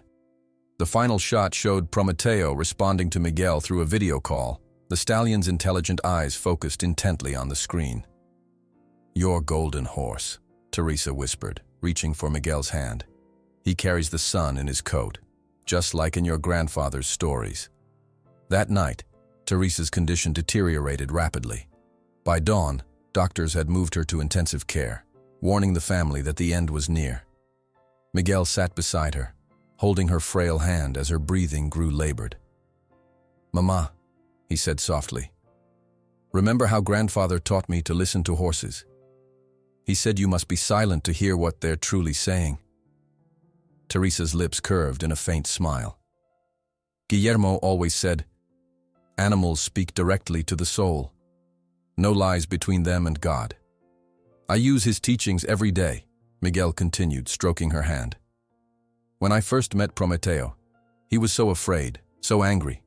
Everyone called him dangerous, but grandfather would have seen what I saw, not a dangerous animal, but one in pain." Teresa's eyes drifted closed, but her fingers tightened slightly around his, letting him know she was listening. There's this moment, with every traumatized horse, when they make a choice, to trust or to run. Grandfather called it el momento de verdad, the moment of truth. Prometeo chose to trust me, even after humans had hurt him so badly. In the stillness of the hospital room, as monitors beeped softly and dawn light filtered through thin curtains, Miguel understood he was saying goodbye. "You taught me that courage, Mama, to trust again after pain, to see beyond fear to the heart beneath." Teresa's breathing slowed, each exhale a little softer than the last. "Bring your horse to the mountains someday," she whispered. "Your grandfather would like that." She passed peacefully as the sun rose, her hand still clasped in Miguel's. The traditional funeral ceremonies provided a structure for grief that Miguel found oddly comforting. Neighbors and distant relatives gathered to share memories of Teresa, her small house filled with flowers and the scent of candles. Throughout it all, Lucia remained close to his side, her presence a silent reminder of his responsibilities as her only remaining family. Each evening, Miguel continued the video calls with Prometeo, finding solace in the stallion's unwavering attention. Sarah reported that clips from these calls had gone viral, with millions of views and comments from around the world about the depth of connection between species. "An animal rights organization wants to feature your story in a documentary," she told him, "and we've received calls from 3 different publishers interested in a book about your methods." "A book?" Miguel repeated, the concept seeming abstract amid his grief. "Your videos aren't just training demonstrations, Miguel. They're a philosophy, a different way of seeing relationships between humans and animals. People are responding to that." In his mother's small bedroom, Miguel discovered the box where she had kept his letters and photographs. Among them was a journal his grandfather had kept, filled with observations about horses and healing that Miguel had never seen before. Reading Guillermo's words, so similar to the methods Miguel had developed instinctively, felt like receiving guidance from beyond. On the morning of the funeral's final day, Miguel performed the traditional ceremony with the obsidian amulet, passing it over his mother's photograph as his grandfather had taught him, to absorb the final pain, as Guillermo would say. Afterward, as neighbors departed and the house grew quiet, Miguel and Lucia sat in the small courtyard where potted plants created a humble garden. "What happens now?" Lucia asked, her young face solemn with new responsibilities. Miguel considered his sister's question, weighing obligations to family against commitments made in Kentucky. "You could come with me," he suggested carefully. "There's space at Golden Promise. You could finish school in America." Lucia's eyes widened. "Leave Mexico? But your visa is temporary," Miguel acknowledged. "But there might be a way. The work at the center is getting attention. Immigration specialists have reached out, offering help with my case." They discussed possibilities long into the evening. Lucia's education, care for their mother's house, the complications of immigration. Miguel realized how much his sister had matured in his absence, carrying burdens no 16-year-old should face alone. Their conversation was interrupted by an urgent call from Sarah. "Miguel, you need to come back immediately," she said, her voice tense. "Whitfield showed up today with police officers and a preliminary court order to seize Prometeo. We managed to delay them with our restraining order, but the hearing is set for next week." "What about Prometeo?" Miguel asked, his heart racing. "He's in a state of complete agitation. No one can get near him. He nearly kicked down his stall door when the officers approached. We're implementing our contingency plan, but without you here." Sarah's voice trailed off.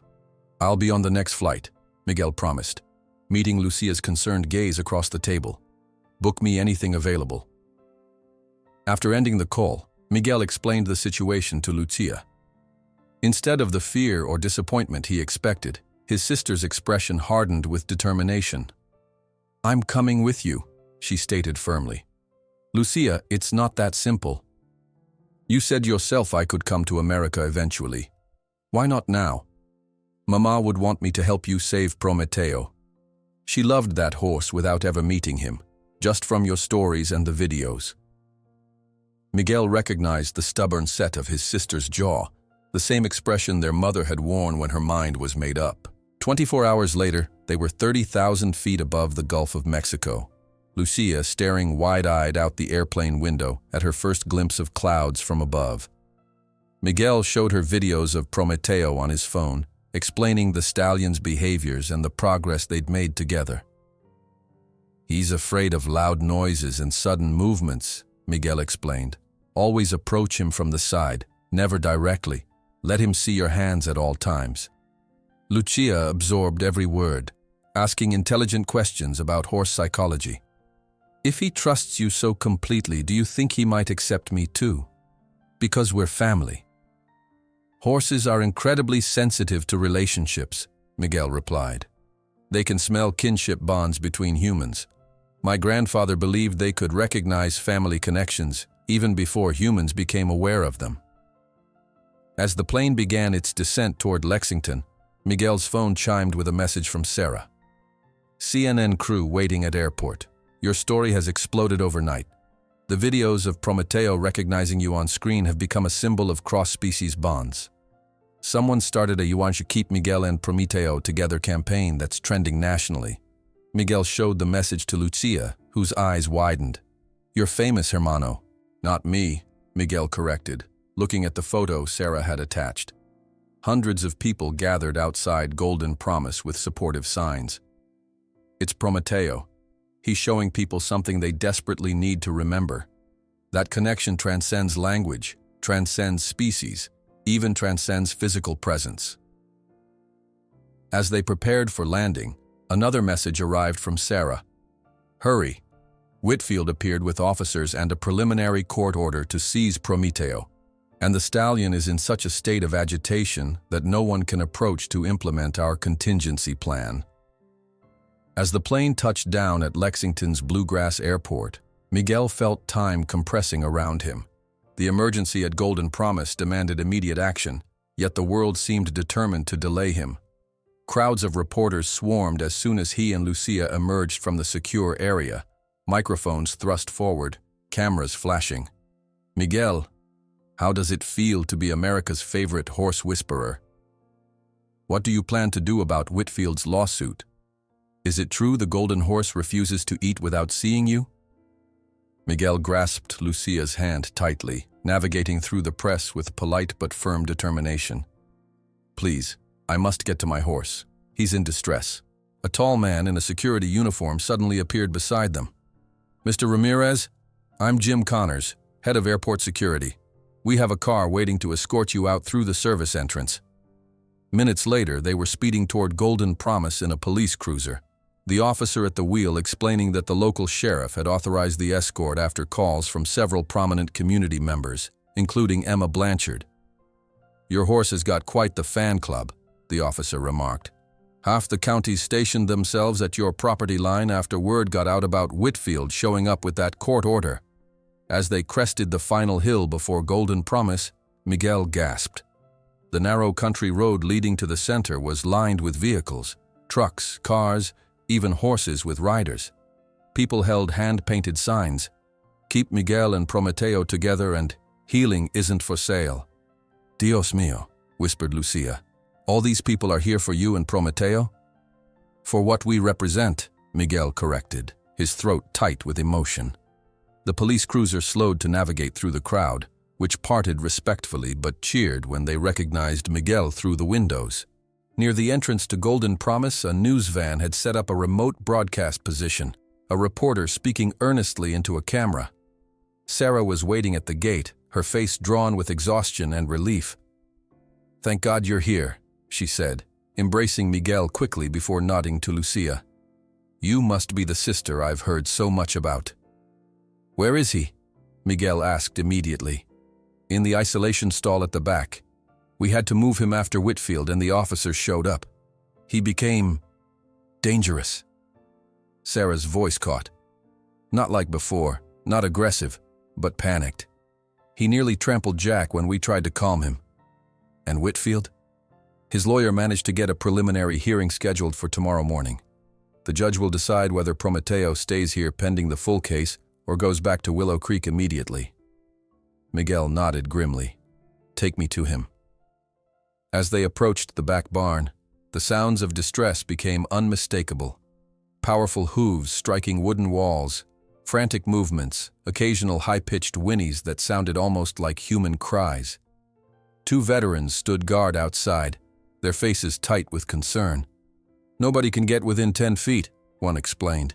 "He's been like this since they tried to load him into Whitfield's trailer."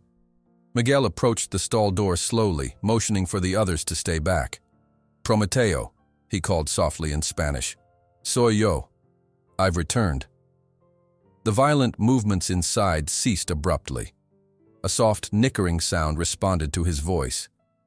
"I'm going to open the door now," Miguel said to no one in particular, his focus entirely on reconnecting with the stallion. "Miguel, be careful," Sarah warned. "He's not himself." But Miguel understood something the others couldn't. Prometeo wasn't not himself. He was exactly himself, a being who had learned through brutal experience that humans would betray and abandon him, who had taken the extraordinary risk of trusting once more, only to have that trust seemingly broken when Miguel disappeared. Miguel slid the bolt slowly and opened the door just enough to slip inside, closing it behind him. The stall was in chaos, bedding scattered, water bucket overturned, parts of the walls splintered from powerful kicks. In the center stood Prometeo, his golden coat darkened with sweat, sides heaving, nostrils flared wide. His eyes held the wild, unfocused look that Miguel recognized from their first meeting, the gaze of an animal lost in trauma. "I'm sorry," Miguel said quietly, remaining motionless by the door.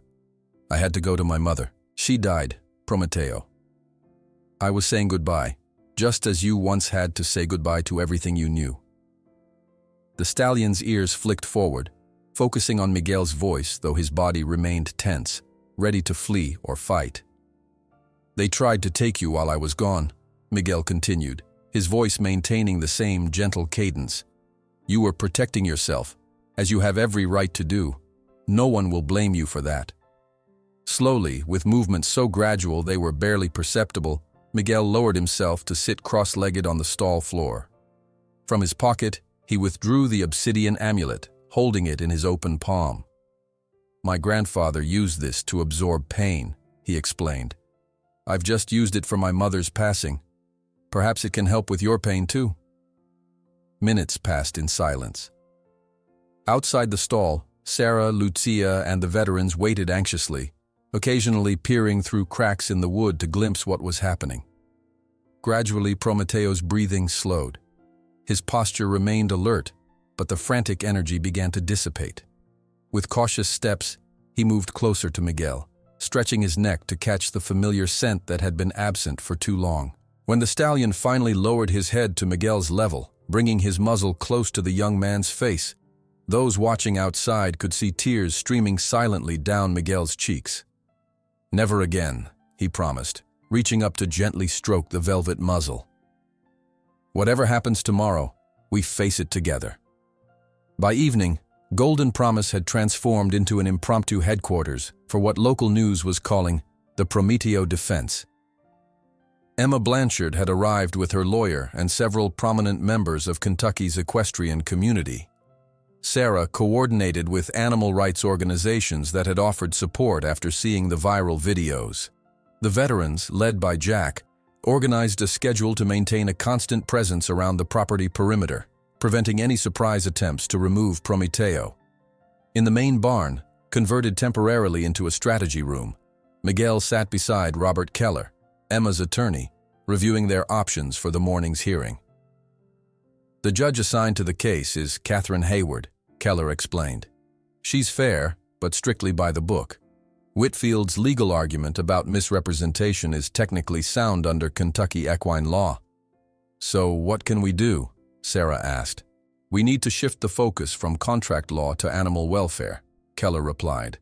"If we can demonstrate that removing Prometeo from Miguel would constitute cruelty, we may be able to secure a stay until the full case can be heard." Miguel had been quiet during most of the legal discussion, his mind working on a different track. "I want to propose something," he finally said. "A public demonstration." All eyes turned to him. "Whitfield claims I tricked him, that Prometeo's behavior with me is temporary, a mask hiding his true dangerous nature," Miguel continued. "Let me prove otherwise. Tomorrow, before the judge rules, I propose a public demonstration at the University Equestrian Center, with independent experts as evaluators." Keller looked skeptical. "That's highly unusual for a legal proceeding." "So is this entire situation," Miguel countered. "If Prometeo is suffering under my care, as Whitfield alleges, I will voluntarily relinquish any claim, but if his welfare is evident to impartial observers, Whitfield must withdraw his lawsuit." The idea gained momentum as they discussed it. Emma Blanchard made several phone calls, leveraging her connections to arrange for the university's arena and a panel of respected equine behaviorists to serve as evaluators. By midnight, the plan was set. Whitfield, backed into a corner by mounting public pressure and the prospect of being portrayed as an enemy of animal welfare, reluctantly agreed to the terms through his attorney. Early the next morning, Miguel prepared Prometeo for the short journey to the university. The stallion, calmer since Miguel's return but still on edge, allowed himself to be loaded into a trailer with Miguel at his side. "We'll be traveling together," Miguel reassured him, sitting on the trailer floor beside the stallion for the entire journey. The university's equestrian center was packed beyond capacity when they arrived. News crews positioned cameras around the arena's perimeter, while the bleachers filled with spectators ranging from local horse enthusiasts to veterans from the therapy program. A panel of 5 equine experts, including professors from the veterinary school and a renowned natural horsemanship trainer, sat at a table positioned at center ring. Whitfield arrived moments before the scheduled start, his expensive suit and confident stride contrasting with the nervous energy of his legal team. He took a seat in the front row, eyes fixed on the trailer where Prometeo was being unloaded. When Miguel finally led Prometeo into the arena, a hush fell over the crowd. The stallion moved with tense awareness, his golden coat gleaming under the lights, ears swiveling to track the unfamiliar sounds surrounding them. Miguel began simply, walking Prometeo around the perimeter, allowing him to acclimate to the space. Gradually, he demonstrated the communication they had developed, Prometeo responding to whispered cues, following Miguel's movements without physical contact, displaying the trust that had developed between them. "This is not a trained performance," Miguel explained to the experts and audience. "This is relationship. Prometeo chooses to respond because he feels safe, not because he fears consequences." For the final part of the demonstration, Miguel gestured for Lucia to enter the arena. A murmur ran through the crowd. Introducing an unfamiliar person to a horse described in legal documents as dangerous seemed risky at best. "This is my sister, Lucia," Miguel explained. "She has never met Prometeo before yesterday, and they've had no contact until this moment." With gentle guidance, Miguel showed Lucia how to approach the stallion, the curved path that didn't threaten, the soft voice, the open posture that invited rather than demanded. The audience watched in breathless silence as the teenage girl followed her brother's instructions, moving slowly toward the golden horse whose history of violence was now public knowledge. "Horses recognize intention," Miguel narrated. "They sense when someone approaches with respect rather than dominance." To everyone's surprise, Prometeo accepted Lucia's approach with remarkable ease, lowering his head to investigate her outstretched hand. After a few moments of cautious interaction, the stallion visibly relaxed, his posture softening. "He recognizes something in her," Miguel explained to the astonished experts. "Not just my scent or my instructions, but something deeper, the same essence he found in me. Horses don't respond to techniques, they respond to authenticity." When the panel of experts announced unanimously that the connection between Miguel and Prometeo was genuine and beneficial for the animal, one of the judges, a renowned equine behavior researcher, added, "What we've witnessed today goes beyond equine therapy.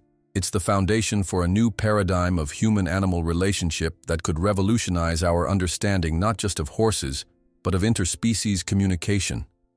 Words that Miguel never imagined hearing about the simple teachings his grandfather had shared in the dusty mountains of Chihuahua. "What we've witnessed today goes beyond equine therapy.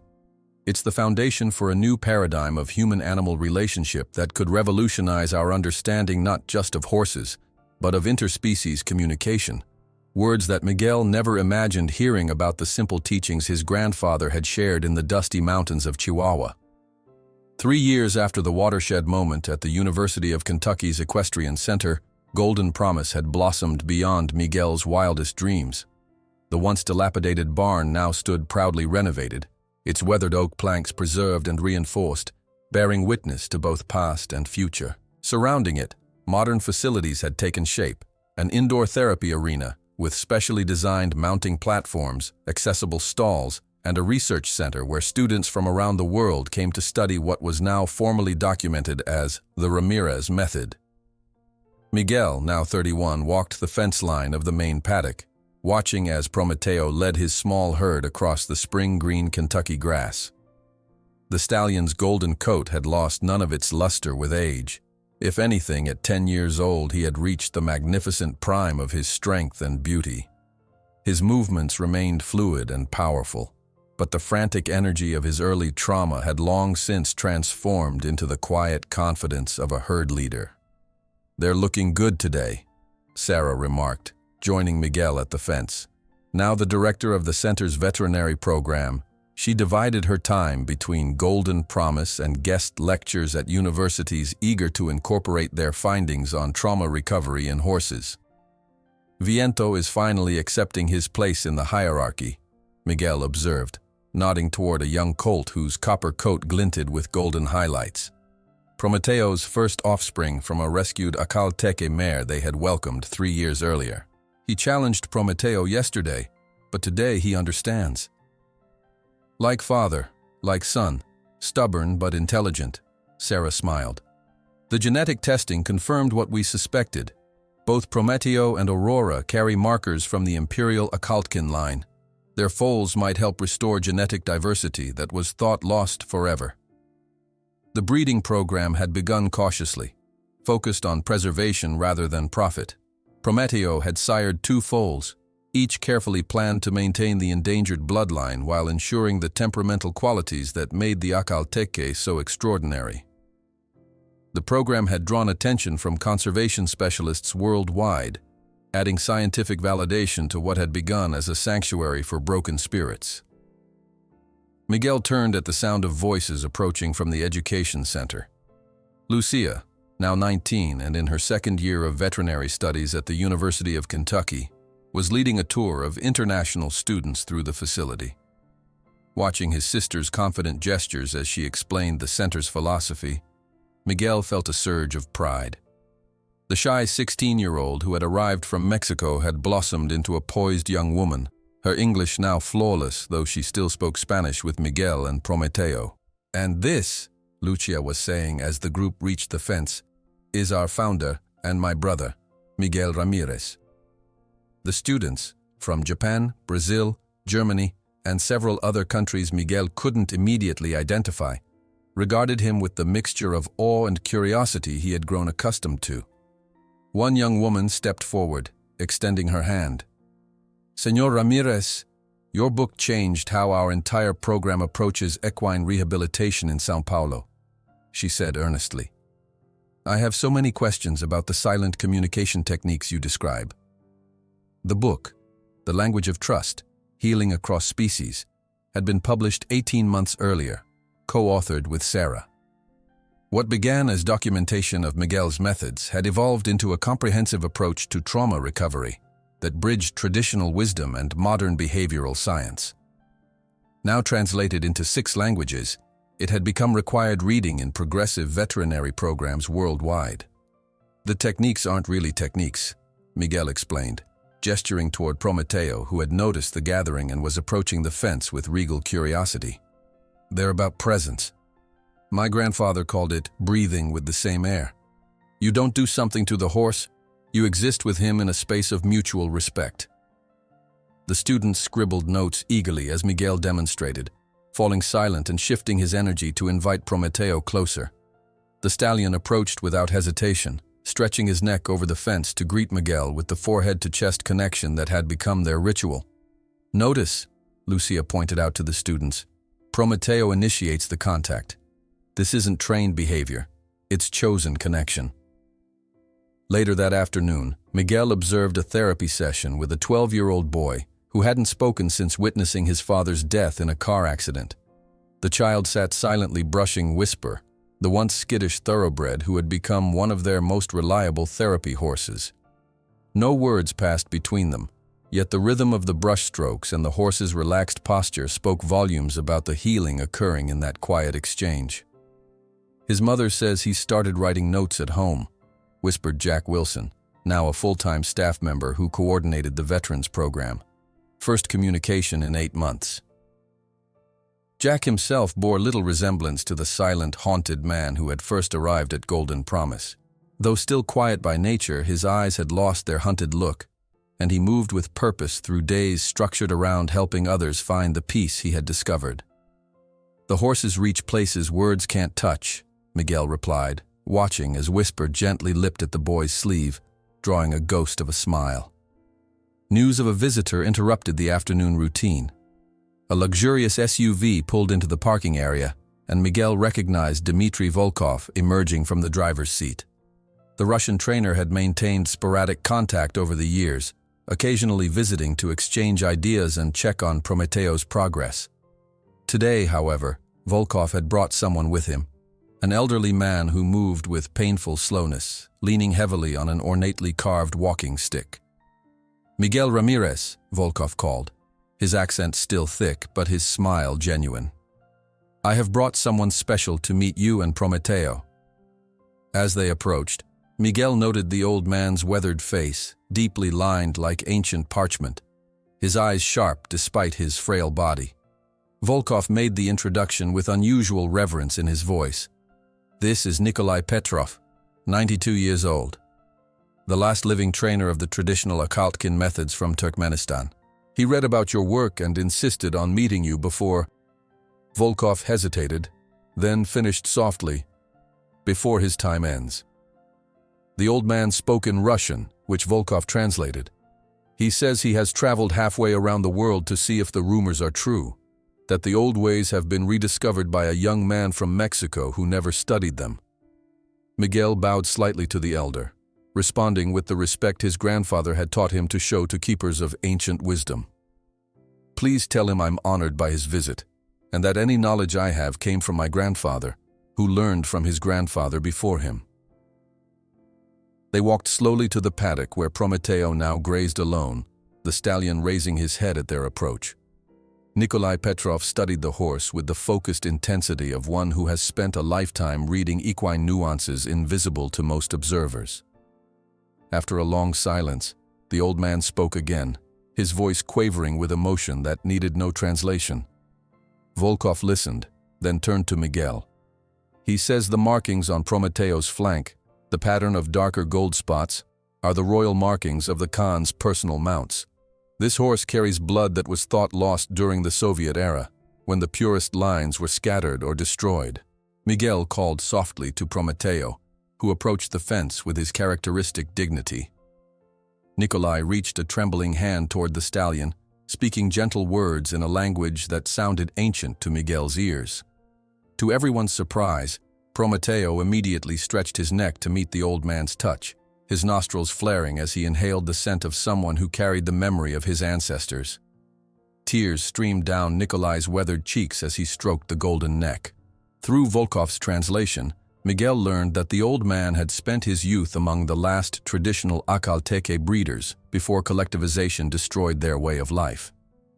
He wants to see you work with Prometeo, Volkov explained. He says he must know if the methods are truly the same. In the round pen, Miguel demonstrated the silent communication he had developed with Prometeo. No ropes, no commands, only the subtle energy and intention that guided their movements in perfect synchrony. The stallion moved around him, then with him, responding to shifts in Miguel's posture and breath that were nearly imperceptible to observers. Nikolai watched intently, occasionally nodding or murmuring to Volkov.